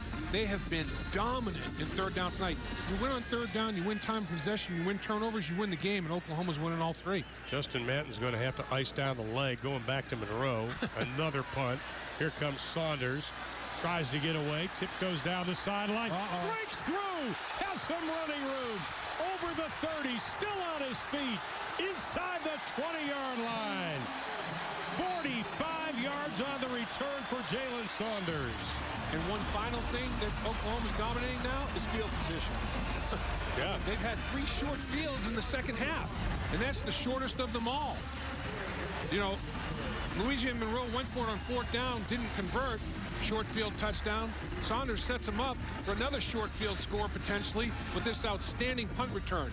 And not only his ability, but his blockers. They form a wall for him. He gets to that spot and starts picking up his wall, and he's off to the races. Well, he averaged almost 18 yards a return on 5 punt returns last season. Of course, he had that 81-yard return for a touchdown. Sooners were great on special teams last year. We've got a player down at about the 34-yard line. Louisiana Monroe player is down, yeah. As we take a look at Saunders again, a little spinning move, and he's getting the block. Look at Clay looking for somebody to hit. And everybody's finishing plays, which is another good sign. Yeah. Saunders can smile. He's had a great night tonight. And boy, what a lot of football has been played by that young man. You saw Michael Johnson was the linebacker that kind of got isolated on that touchdown on the naked bootleg that Saunders made. And here he is covering a punt after having to play all those snaps of defense. Looks like the way he's holding that left arm, looks like it may be a shoulder issue. A lot of times when you're holding your arm like that, you have some issues up in that shoulder area. Well, but the Sooners will have the ball in great field position again. Ball is on the 20-yard line. Let's see if Trevor Knight goes for the big tater right off the bat. Finch goes in motion. They look for Finch. They hit Finch. Finch stutter steps inside the 15-yard line, spun around, and that's where he'll go down. We used to call this type of situation snake eyes. When you have a turnover, you go out in the field and you go for the quick strike. And we had design plays and a sequence of design plays to really, pressure the defense and stress the defense. And I'm sure Oklahoma's got the same mindset. Bob Stoops wants to finish this bad boy. The Sooners are 4 of 4 in the red zone tonight. Knight keeps it, needs a block, goes to the outside instead, and he's run out of bounds at the 13-yard line. Well, Millard had to make a decision. So he didn't want to run by a white jersey. He took the inside defender, and the outside defender was there. That Knight had to handle one-on-one. Watch number 33, Millard. He's going to turn it up inside, takes the inside defender, and at that point, you're one-on-one on the perimeter, and that's just a good defensive play right there by Lewis, who's been the surest tackler on the football field for Louisiana Monroe. He continued to use the sideline as a 12th defender and never lost leverage on Knight. So instead, it's 3rd down and 3 inside of 50 seconds left in the third. Knight, straight drop, plenty of time, looks down the middle, throws, touchdown, Oklahoma. Matwire, who had 1 touchdown reception last year, gets his first of 2013.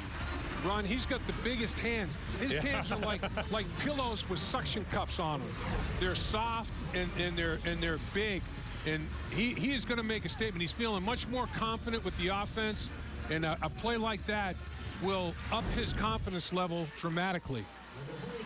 Well, Matwire has been taken under the wing by Jalen Saunders. Saunders says Matwire's kind of like my little brother right now, because Matwire is considered a dynamic player, and a lot of people feel this is going to be a great year for him. Extra point is good. Saunders is a great mentor from a work ethic standpoint.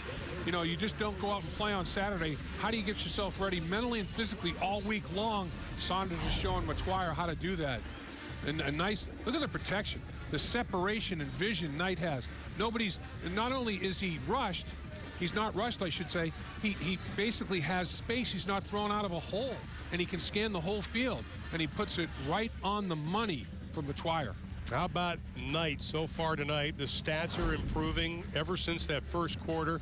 11 of 27 now, 86 yards, 3 touchdown passes. But it just seems like he's playing with more confidence when he throws the football now. I agree, Ron. And the thing about him that I like, first quarter adversity, he didn't go in the tank. Right. He sucked it up and stayed after it and never panicked. That's another good sign. And I think for that reason, and other things started developing better around him, Bob Stoops showed patience. And I think Knight is going to respond to that, and he already has. I mean, all of a sudden he's got, 3 touchdown passes now? Yep, he's got 3. His high school coach was David Wetzel at Ronald Reagan High School in San Antonio. He was a Reagan Rattler, so I guess you can say that Knight has struck tonight. Okay, that was weak. I'm sorry, Dave. No, that was I'm weak. with you. I feel you. Okay, the truck just said it's night and day from the first one. Oh, there you go. That's good. I like that, too. Okay, it's hot. We'll check in with Chad. Chad, no more bad jokes, okay? Okay, I promise, thank Ron. you. And it is hot down here, but cooling off. The OU softball team was honored at halftime here. 2nd national championship of the Patty Gasso era. One of the premier coaches in college softball is Patty Gasso. They wrapped it up, went 57-4 this year, guys. Keilani Ricketts, the two-time National Player of the Year. She's the pitcher and designated hitter for the Sooners. And Lauren Chamberlain, their All-American first baseman, clubbed 30 home runs.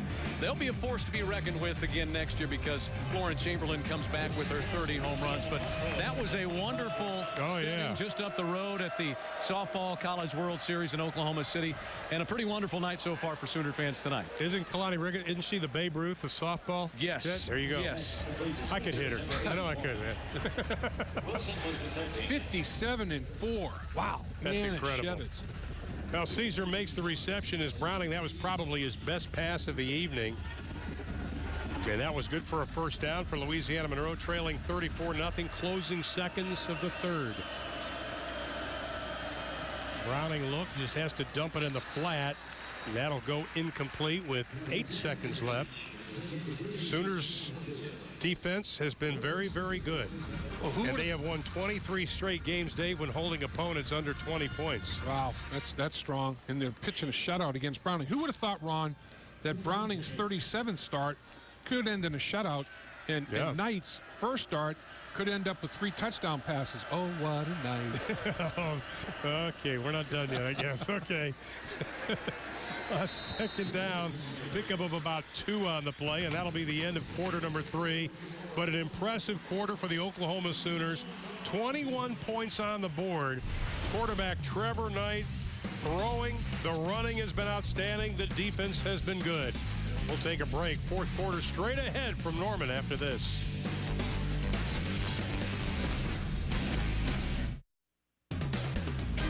Oklahoma Sooner football is brought to you by your Oklahoma Ford dealers. Don't miss the Ford Summer Spectacular featuring blockbuster deals now playing at your local Oklahoma Ford dealer. By the Sooner Game Day app. Get the Sooner Game Day app with video highlights, game recaps, and more. Download the season today on Google Play. And by Soonersports.com. Sooner fans gear up for the season with official gear from shop.Soonersports.com. Welcome back inside of Memorial Stadium in Norman, Oklahoma, along with Chad McKee and Dave Lapham. I'm Ron Thulin. 34-0 is our score, and you can see the Sooners and the Warhawks scoreless after the first.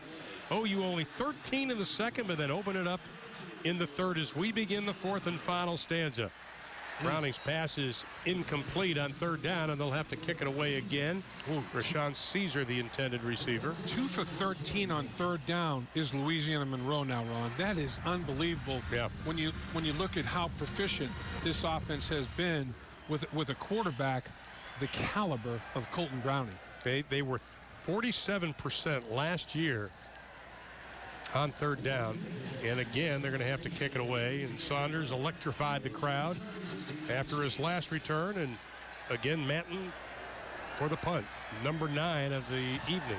His right leg's about 2 inches longer than his left right now. Saunders, this time he fair catches it at about the 13. Hey, Sooner fans, never miss another moment when you join Soonersports.tv, powered by Fox Sports. It's the ultimate access for the ultimate Sooner fans. Whether you want to watch it live, catch the game recap, or get the coach's perspective, Soonersports.tv has your key to the video vault. Sign up now, and Dave Lapham will give you 3 months absolutely free. All you got to do is log on to Soonersports.tv now and enter the code SoonerTV. I love it. It's like the Mr. Underhill's American Express card number, right? From Fletch. We'll give you Dave's. First and 10 for the Sooners. Ball on the 13-yard line. Knight still in at quarterback. And he keeps it again. Up to the 20-yard line for Knight. And that'll put Knight over 100 yards rushing this evening.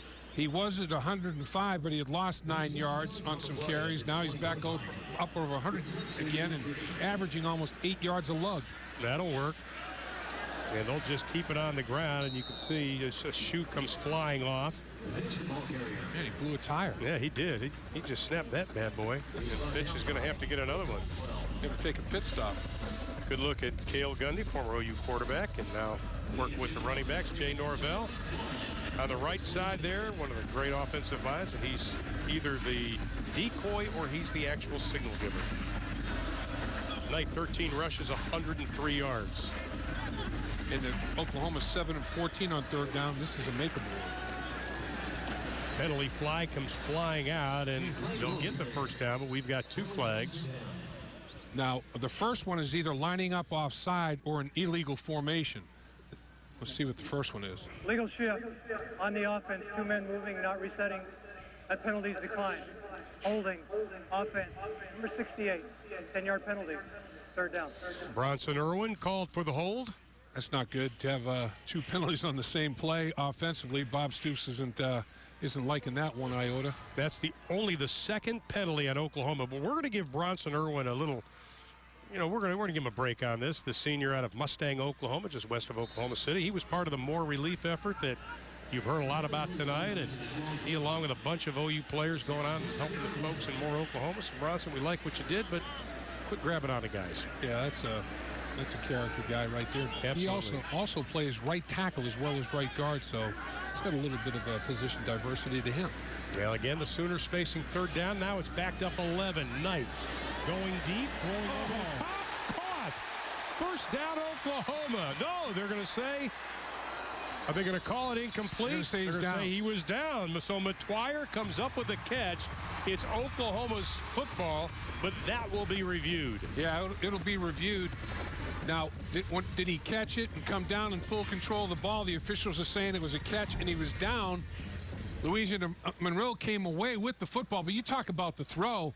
He dropped a dime. Catch, reception, down with the elbow, and then the ball comes out late. That's a good call. That's a good call. Ruling on the field is the receiver did not complete the catch. Incomplete pass. Oh. So they're saying Cordero Smith doesn't get an interception, actually forced fumble.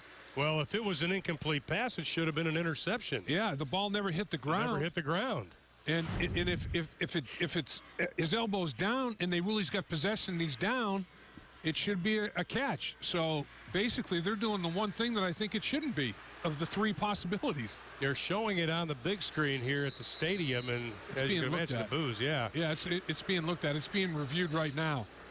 Now, did he have full possession when he came down? His elbow hit down. Watch Matwire. Catch. Goes down. Watch the right elbow. The knee's down first. Knee and elbow, and then the ball's ripped out. So if it's a catch, it's a forced fumble. If he didn't complete the catch, it's an interception. Ruling on the field was incomplete. Because the ball never hit the ground. I think the official thought that the ground caused the ball to come out. I'm not sure that's the case. Well, ground cannot cause a fumble in college football, obviously. It can cause an incompletion. They called it incomplete. Yeah. So that's what they thought they saw. They thought they saw the ground cause the ball come out, and that's an incompletion. Well, let's go back to the throw, though, because Trevor Knight in that first quarter, his long passes weren't all that great. You nailed it. He dropped a dime on this bad boy. He did. But Matwire on that one, his other arm knocked the ball out. This one doesn't show it as well, but his right arm knocked the ball out of his left arm as he goes to the ground. His right arm, he's got the ball tucked. His right arm will knock the ball out of his left arm. It never hits the ground. It hits his other arm, and it comes out, and it's ripped out. So it's either a catch and he's down, or it's an interception. But if it's interception, that's a tough deal because Cordero Smith was going off to the races. So going to be interesting to see how this is ruled. I think it's a catch, and the ball is spotted down Matwire right there. Watch his other arm. Watch his right arm. The ball lands on his right arm. Never hits the ground. His right arm and Cordero Smith ripping it out caused the ball to come out of possession of Matwire. Yeah. Nothing to do with the ground. Once again, a catch of a football is a process, and the receiver has to complete that process. Now, you and I have been through the officials clinics that Walt Anderson, the head of officiating for the Big 12, NFL official, and one of the all-time great guys. These guys got a tough job. Oh, yeah. And I've been through it. I've taken the test. I told Walt this is the first time in 4 years I actually passed the officials test. Well, that call right there, I can see why the official thought the ground caused the incompletion. And they're looking at this at replay, changing it to an interception because it never did hit the ground. And it's unfortunate because the inadvertent whistle stopped Cordero Smith from maybe taking it a good distance back the other way. But he did have possession, and the ground didn't cause him to lose possession, so therefore it's a completion. and then the ball's ripped out of there. I guess they said he never had full possession, and Smith took it away, and they're calling it an interception, but the ground was never an issue on it. So one of the two things we thought were going to happen did happen, not an incompletion, but they ruled it an interception, not a reception. Well, we've been told that it's going to be called an interception, but the officials are still meeting at the 15-yard line. And for Cordero Smith, the junior out of Garland, Texas, just outside of Dallas, he had an interception last season. It could be his first of this year. This is a defense, Louisiana Monroe, 16 interceptions last season, best in the conference. But when you talk to the defensive coaches, they said, but we overall weren't that good. Right, pass defense could improve. The thing that they're looking at now, too, is when Smith came up with the interception, did McTwire touch him when he was down with the football? Right. So, and was he down with the football with possession? If he had possession on the ground in college football, if your knee or whatever is down, you're down. You can't, in the NFL, you can get up and return the thing. So let's see. I mean, Smith's on his backside, and he gets possession of the football. He probably gets the ball right there. Completed the catch away from the offensive player, so Louisiana Monroe will take possession of the ball at the 43-yard line. Right. They're going to rule it at that spot. An interception. I think that's a correct call. After looking at the replay, I think they did a great job. I don't think Oklahoma will agree with that. Needs to be set. McTwire thinks he was down with full possession, but I don't know. Boy, that ball was moving around a little bit. And just to go through the mechanics, they weren't only looking at that, Dave. They were also looking at the time on the clock. So Sure. they had a lot of things to do. Sure. We're going to take a break. Bob Stoops. They turn the ball over. Louisiana Monroe has it. We come back. This copyrighted telecast is the property of the University of Oklahoma. Any rebroadcast, retransmission, reproduction, or other dissemination or use of this telecast or any part of it without the express written consent of the University of Oklahoma is prohibited.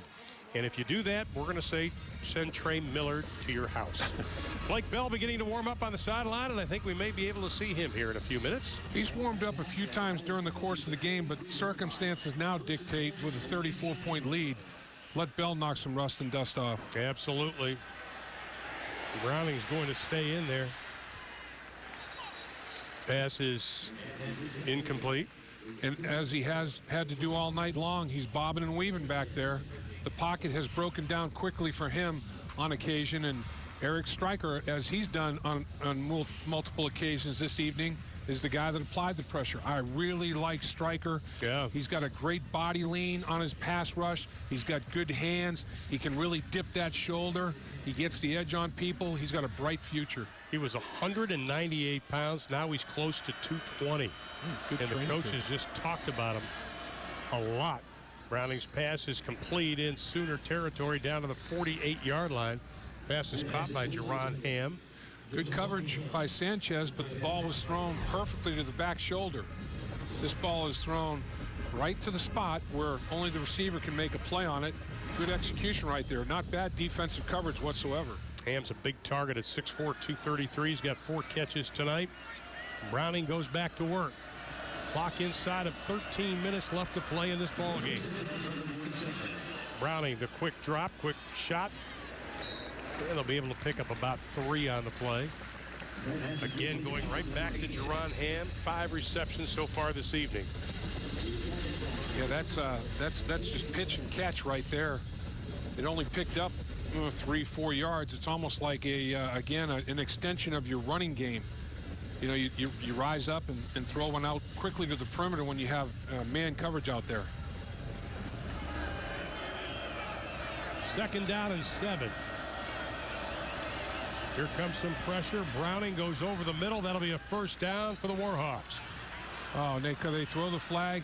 Tried to pull off the contact on Browning, but the flag is thrown, and disappointment registered Personal right foul. there. Unnecessary roughness on the defense. Hit the quarterback in the helmet. Yeah, Gabe Lynn, as he goes by the quarterback, hits him in the head. Watch, or actually not Gabe Lynn, right there. Well, that was just a bad decision, Julian Wilson. Yeah. To bring the right hand out there and say, hey, you feel me? I'm right around you. I know what he was trying to do, establish his presence, but you cannot hit the quarterback in the dome. Not anymore. No. And it can be serious.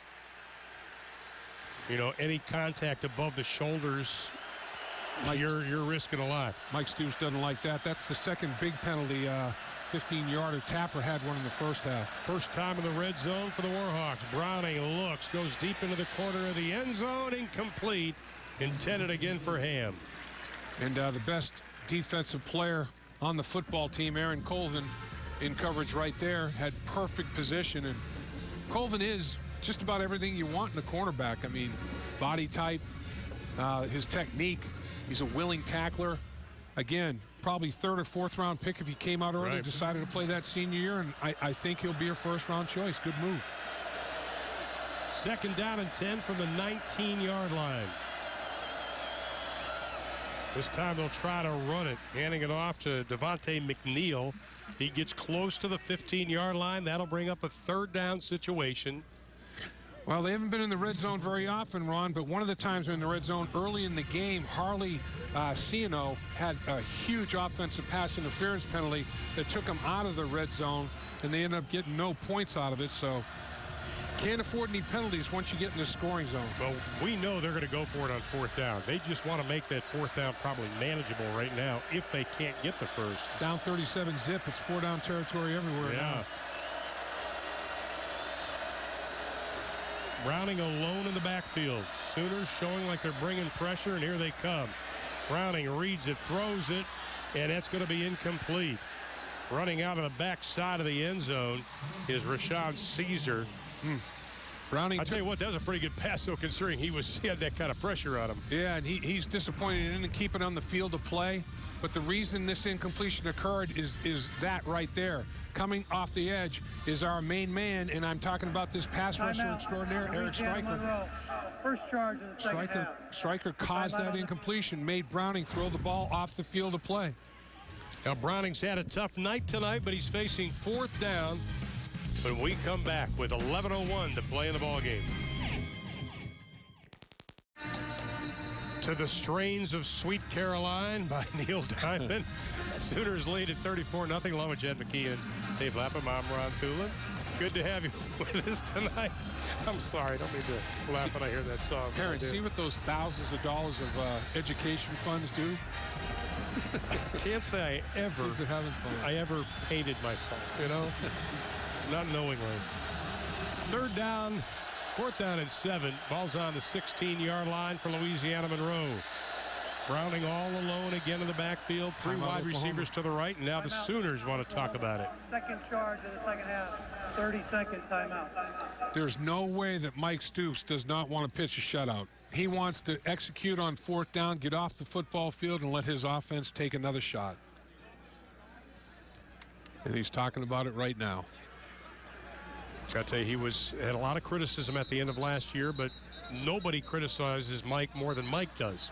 We've known Mike a long time, and his standards are extremely high. He said, we've got to be more diversified on defense this year. We've got to disguise our coverages better on defense. You know, knowing Mike the way you and I do, and I tell you, he does not like losing, period. He blames nobody but himself. Absolutely. There's no question. On fourth down, Browning is scrambling, looking, throwing, and he's going to have to throw it away, and the Sooners will take over the football. How about that? And once again, fittingly, is taken to the turf, and pressure coming that time from Frank Shannon, linebacker. I mean, the blitzes have been there. This 3-3-5 configuration that Mike Stoops is using is going to pay dividends this season. Shannon just takes him to the ground unceremoniously. You can get hurt, and actually, Browning looked like he was hurt a little bit. He's rolling over and in a little bit of pain. When you get hit like that in your throwing motion and hit the ground, he's going to be a sore guy when he wakes up in his dorm tomorrow. He'll be in a jacuzzi for sure. And one of the keys that the coaches were telling us, they've got to keep him healthy. His freshman year, he hurt his foot. He broke his sternum his sophomore year. Last year, they were 6-0 in the Sun Belt until he got hurt. Then they lost a couple of games, so they've got to keep Browning healthy. Blake Bell checks in, Ron. Yeah, they're just going to keep the running game going. Oh, that had to hurt. Just straight ahead running by Keith Ford, the young freshman. I think they got holding on the Sooners. Holding. Offense, number 54. 10-yard penalty. First down. We're going to see a lot of the young guys now. Keith Ford, one of them. We'll probably see Alex Ross running the football. Nila Kasatat T is the guy that was holding right there. I can tell you one thing. This guy has the biggest calves I've seen. He's had himself a good camp. And he tore an ACL last year. He's good. Look at that foundation. That's a good base right there. He is. And when he takes off his helmet, the hair goes all over the place. It is amazing. Blake Bell backed up by Ford. 1st and 18. Ford up the middle, takes a hit, still on his feet, gets close to the 15-yard line. They'll mark him down at about the 14-yard line. True freshman. Yeah. And put together. When I watched him in practice yesterday, I'm like, okay, who's that kid? Because they didn't have numbers on. They said, that's Ford. I said, the true freshman? And Bob Stoops goes, yeah, he's put together. He's going to have to play. Yeah, well, he's one of the top-rated running backs in Texas last season. Gene Johnson, who was his coach at Cypress, Texas, said he's the best, period, he's ever been around. Bell looks. He's going to keep it. He's got running room. Up over the 20, the 25. First down, Oklahoma. I'll tell you what. That's a belldozer with gears. I mean, he can shift gears. And here they are on the sideline trying to get the horn blowing there on the big guy. Bell tucks it, takes it to the perimeter. Changes arms. Did you notice that? Yeah, he's lost some weight since last year. He is absolutely solid. Pass is complete to Austin Bennett. Bring that big old horn. Semi out in space. The belldozer. I'll tell you that's how close this football team is, though. Good friends. Absolutely. Boy, I tell you what, the Oklahoma running backs are dealing some punishment. Now that is Keith Ford again. Knocked the helmet off almost. I mean, almost the double chin strap almost totally dislodged. Lower the shoulder, boom. Tell you, and it did come off. He did dislodge the helmet. How about 1,860 yards rushing last year for Ford? The defense helmet came off. 24 yards, 24 touchdowns last season. L.J. Moore has to exit the field. His helmet came off, and it's see you later. Alex Ross checks in. And Ross now behind Blake Bell. Bell, the junior out of Wichita, Kansas. 24 rushing touchdowns last season. And they're just going to straight ahead run the football. Stay in bounds. And Ross does. Oh, we got a penalty. Yeah, he took a late shot, slammed the late forearm in there to a Louisiana Monroe defender, and that's a penalty you can't have, particularly in front of your own bench with the coaches staring at you. Absolutely. And we'll listen in for the call. Is he ejected? After the runner gained a first down, unsportsmanlike conduct on the offense. He threw the forearm. Yeah. 15-yard penalty, first down. Well, he's probably ejected from with Bob right now. You know. Here's the shot. He just takes a shot right to the helmet, right to the face mask with the left hand, just stones him, and that's just not smart. Yeah, and Bob Stoops did say, grab some pine. And maybe be on the pine the rest of the game. And we've got movement. So Keith Ford's had to come back in. On the offense, number 74. You know, let me tell you something, folks. You're up 34-0. There's only 8:43 left. You've got the game pretty much in hand because of your defense. This infuriates coaches. No question. And the guys getting penalties in the offensive line are contributors. I mean, guys that have played the whole game. Shed gets called that time. You can't lose your concentration, can't lose your focus. Bob Stoops does not like sloppiness. There's no reason for it. And West Virginia, of course, coming to town next week, and that can be seen on Fox Sports. Charles Davis, Gus Johnson. How about breaking through again and spinning around is Keith Ford. Ford showing us a little bit of running ability. Yeah, he's legit. There's no question about it. And he's built now. He must have been a man amongst boys in high school because he does not look like he's out of place. The game is not too big for him at this level in the Big 12. I don't think it is either.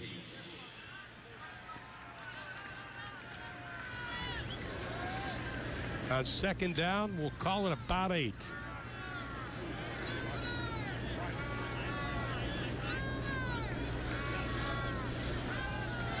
Bell will put it up. Steps up in the pocket. Tries to get away, and he's going to be corralled back at the 35-yard line. Loss of 2 on the play. Let's take a look at this Oklahoma schedule, because obviously next week, Dana Holgorsen, that potent West Virginia offense comes to town. And then Bill Blankenship and company from the Tulsa Hurricane had a very disappointing loss this past week against Bowling Green. But Cody Green, their quarterback, former Nebraska quarterback, will make an appearance here. And then Notre Dame. That's going to be a big one. How about back-to-back as far as ranked opponents? Yep. That's a tough schedule there. That's Murderer's Row right there. That's the trifecta. Lost last year to Notre Dame 30-13. They come here, though. Instead of having to travel up there to South Bend, they have to come to Norman. How about there's not 2 programs with more tradition and history than Oklahoma and Notre Dame squaring off. That's going to be exciting. Well, actually, they have to go to Notre Dame this year. Oh, yeah. They're up at South Bend. Yeah, okay. Notre Dame beat them here. And here's Jed Barnett again. Oh, shanked it. A little shank, but it may turn out pretty good for him. And it does. And it'll be out of bounds at about the 11-yard line. It'll go down as a 54-yard kick. There are no style points in punting. Louisiana Monroe has it. We come back. OU Medicine presents tonight's What a Player. OU Medicine helping keep you alive and well. That is, of course, unless you meet Trey Millard on the football field, Dave. Well, you look at Trey Millard, I mean, averaging, just 5 yards per touch. But this is what he does so exceptionally well. Take him down, young man. Boom, take him to the turf. Make that spare. Take another one down. Oh, there goes another pin. And then contain and finish. Finish. Good job. And why don't you get yourself another cut block. And then on this one, knock him around and let Clay get inside, outside. And here, get yourself a double. 1, 2. Why not? I'm telling you, Trey Millard, hats off to you. Blue collar, outstanding football player. And as we saw, the final thing, intangibles, off the charts. This guy is what it's all about. Great instinct by that young man. Totally unselfish. Plus, he's played a bunch of special team snaps tonight.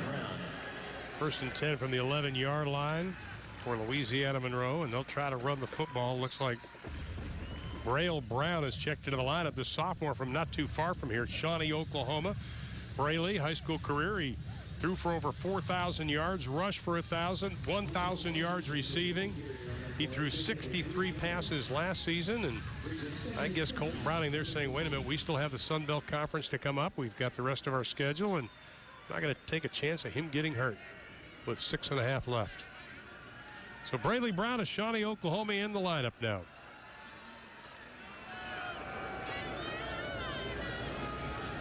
I'm sure he's got some relevance here.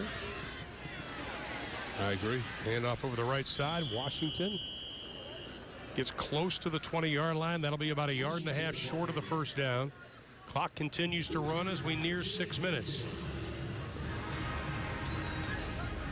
Browning obviously dejected on the sideline. He's battered and bruised for sure, but not unbowed. 20 of 39 with an interception, 128 yards, and only sacked once, but hit numerous times. Yeah, and that takes its toll. No doubt. I mean, you hit the quarterback, a half a dozen times and pressure him consistently.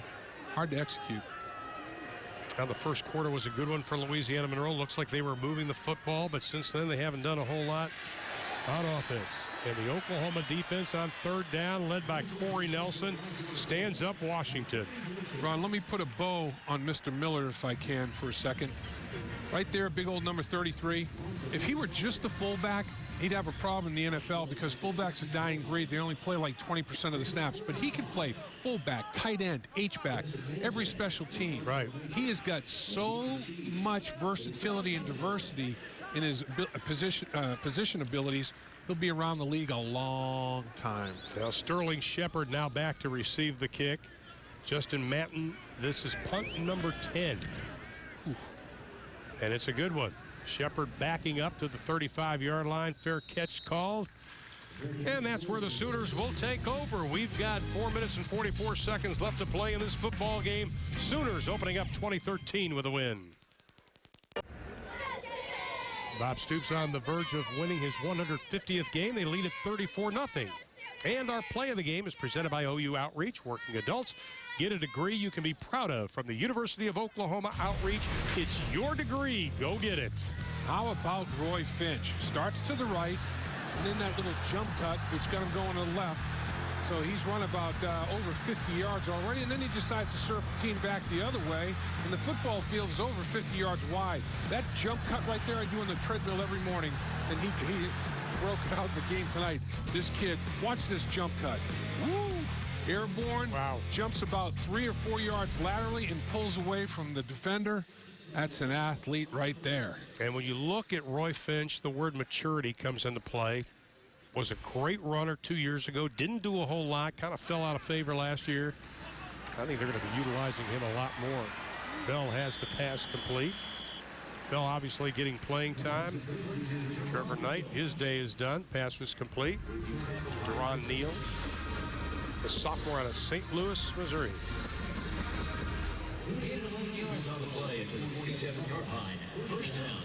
A lot of Sooner players getting their first action tonight. Ty Darlington in at center. He played a little bit of center last season when Eichert had an injury issue. Ty Darlington, the roommate of Trevor Knight. Bell's pass again. Incomplete. Again intended for Neal. Ty Darlington, the sophomore out of Apopka, Florida. Dad was his high school coach.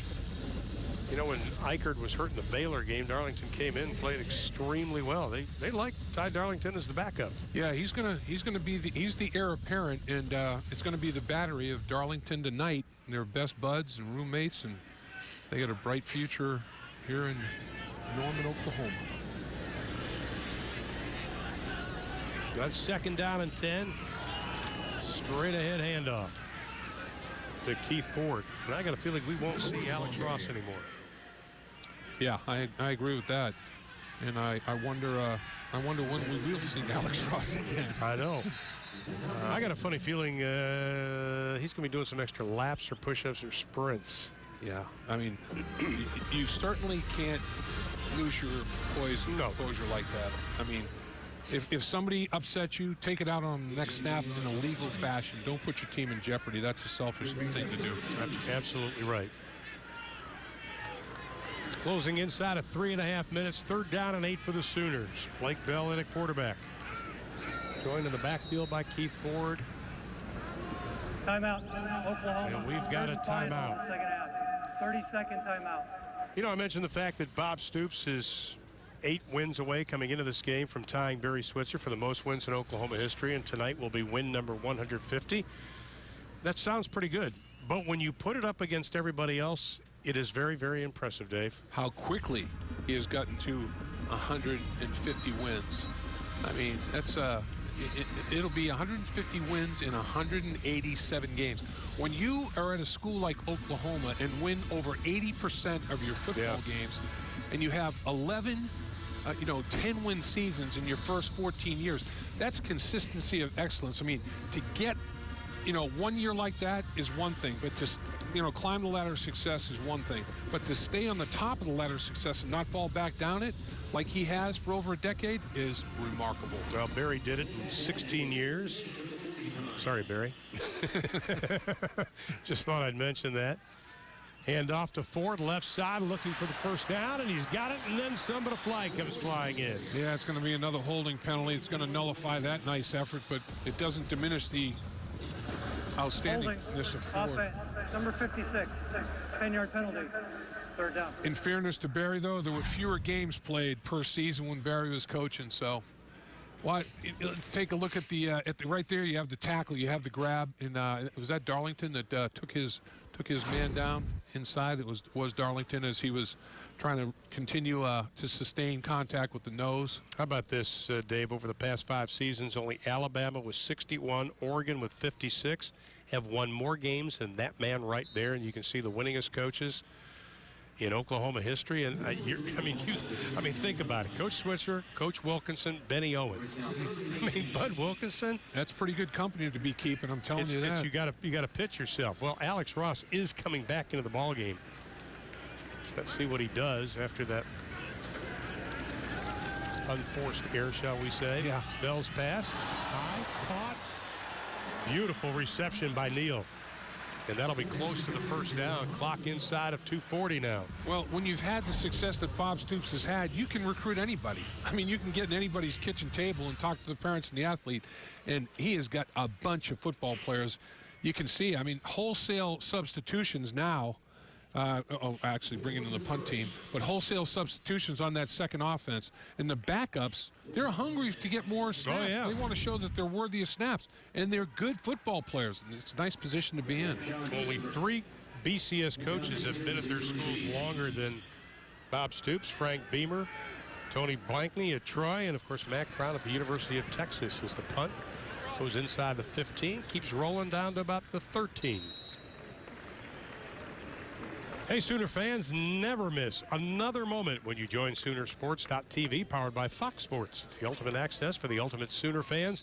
Whether you want to watch it live, catch the game recap, or get the coach's perspective, Soonersports.tv has your key to the video vault. Sign up now and get 3 months absolutely free. Log on now to Soonersports.tv and enter the security code SOONERTV. Do it sooner rather than later, too. Oh, boy. It's about that time. Brayley Brown still back in at quarterback now for Louisiana Monroe, and they're going to try to just keep it on the ground and try to get some kind of run game going as the clock goes inside of 2 minutes. Yeah, Ron, I want to tip my cap to a linebacker for Louisiana Monroe. I mean, defense has been on the field probably over 80 snaps. Cameron Blake's a career high 16 tackles, 9 of them solo, 2 tackles for loss, and a sack. That kid played his tail off, and he has to be exhausted. I mean, he's going to sleep well on that plane ride home. Well, you know, and he's the guy that was injured last year, came back and moved to middle linebacker, had to learn a whole new position, plus coming off the injury, and hats off to him. Final minute and 17. Brown will hand it off again, and Nathan Meadows Jr. Yeah, that'll take us in the 1 minute mark. Yeah, and I think at this point in time, Todd Berry's in the same mindset. Let's just get out of here without any injury or exposing anybody else to any potential problem. Well, they'll be home. They have their home opener on the 7th of September against Grambling State. That'll be at 6 p.m. But they still have to play Wake Forest, Baylor, Tulane. Old C.J. Johnson down at Tulane's got a pretty good football team this year. Then they start the Sun Belt schedule. But, you know, just talking to Coach Berry, I tell you what, very, very impressive. Understands what he's got. He's in his 4th year. As we mentioned, he played at Tulsa, worked under some great coaches like Steve Logan, John Cooper at Tulsa, Johnny Majors at Tennessee, and we just appreciate the time that Todd Berry and his entire staff had a chance to spend with us. They were great, no question, and his philosophy is put a ball down. You know, no excuses. We'll play anyone, anytime, anywhere. And he came to Norman, Oklahoma. It didn't work out too well. Bob Stoops gets his 150th win, and heavy dose of respect right there. Bob Stoops couldn't say enough good things about Todd Berry and the kind of guy he is as well as coach. Well, Bob goes to 5-0 in August, 14-1 in home openers, 35-2 versus non-conference opponents at home. And Oklahoma gets their first win of the season, 34-0. They pitched the shutout. That's the first shutout for Oklahoma in an opening game since 1999. That's Bob Stoops' first year. Yep. How about that? And we've got a lot of defense, though, for Oklahoma. I'll tell you what, Dave, that really stood out, I think, especially in that first quarter and the second quarter when the offense was struggling. The last 3 quarters, 57 yards. I mean, for the game, Louisiana Monroe, 109 total yards. Oh, my gosh. That's defense extraordinary. Mike Stoops has to be proud. They're back. You've got it. And standing by now, here's Trey Miller with our man on the spot. Well, thank you, Ron. Trey Miller, you run for over 300 yards as a team. Pretty complete. How did you feel about the effort, though, offensively? Good. We got off to a kind of slow start, but we, kind of settled in, especially in that second half, got a few points up. Defense did a great job putting us in some great field position, so we ended up getting some points on the board. Trevor, in his first start as a redshirt freshman here before 85,000 people, throws for 3 touchdowns, becomes the first OU quarterback to run for over 100 yards in a dozen years. How did you feel about his performance? He did a good job. Like I said, we all kind of started off slow, but he kind of settled in, kind of got rid of some of those nerves, and he had a great game. You're going to go applaud the defense for pitching a shutout tonight as well? Oh, definitely. I got Dave's favorite guy down here. Anything Dave would like to say to Trey Millard other than "I love you"? I mean, it was a great all-around performance. Trey, congratulations. Thank you very much. Send it back up to you guys. Yeah, Chad, I have a man crush. No doubt about it. I'll admit it. Man crush on Mr. Millard. You just like physical ball players, we got to say. I do. I mean, you know what? If you Google Millard, his picture comes popping up, or Google football player. Yeah. Up comes the picture of Trey Millard. Blue collar all the way. Well, let's talk about the defense, though. Obviously, Trey did a great job, and I think we saw Trevor Knight start to mature as the game went on. But the defense forcing Louisiana Monroe to 10 punts. Unbelievable effort. Bob Stoops has got a group of linebackers that can run. They'll come downhill, and they're physical enough to stop the run, but they're also gifted enough to drop back and cover people. Plus, he's got a bunch of blitzers. I mean, and Tapper is a defensive end, pressure off the edge. Stryker is an outstanding blitzer. He's got some good football players to work with. Now, there were a lot of highlights when it came to the Oklahoma defense, and I think everybody contributed something tonight. And Ron, when you pitch a shutout, everybody was in the right gap. There were very, very few assignment breakdowns. You know, two guys not in one gap and a gap being exposed. And there's effort. When you pitch a shutout, you finish plays, you gang tackle, you have a bunch of helmets around the football, and you punish people. You dole out physical contact, and they did it all night long. Want to give a shout-out, though, to Corey Nelson, because here's a guy that last year was a little frustrated because of what they were playing defensively. Coaches talked to him. Mike Stoops talked to him. Tim Kish, linebacker coach, talked to him. They said, you've got to really take ownership in this defense tonight. 8 tackles, 2 tackles for a loss and a sack. Well, I do believe he has to be the catalyst if this defense is going to be as great as they hope to be. And he not only has to be a leader of the linebacker group, he has to be a leader of the defense and the entire football team. And he keeps playing like that. You lead by example, people will follow. Well, it wasn't perfect, but it was a pretty good opening game for the Oklahoma Sooners as they were able to pitch the shutout tonight here in Norman, Oklahoma. We hope you've enjoyed our coverage. Final again, OU 34, Louisiana Monroe nothing. For Dave Lapham, Chad McKee, and our entire Fox Sports crew in Norman, Oklahoma, I'm Ron Thulin. Thanks so much for watching. Good night from Norman, and enjoy your holiday weekend.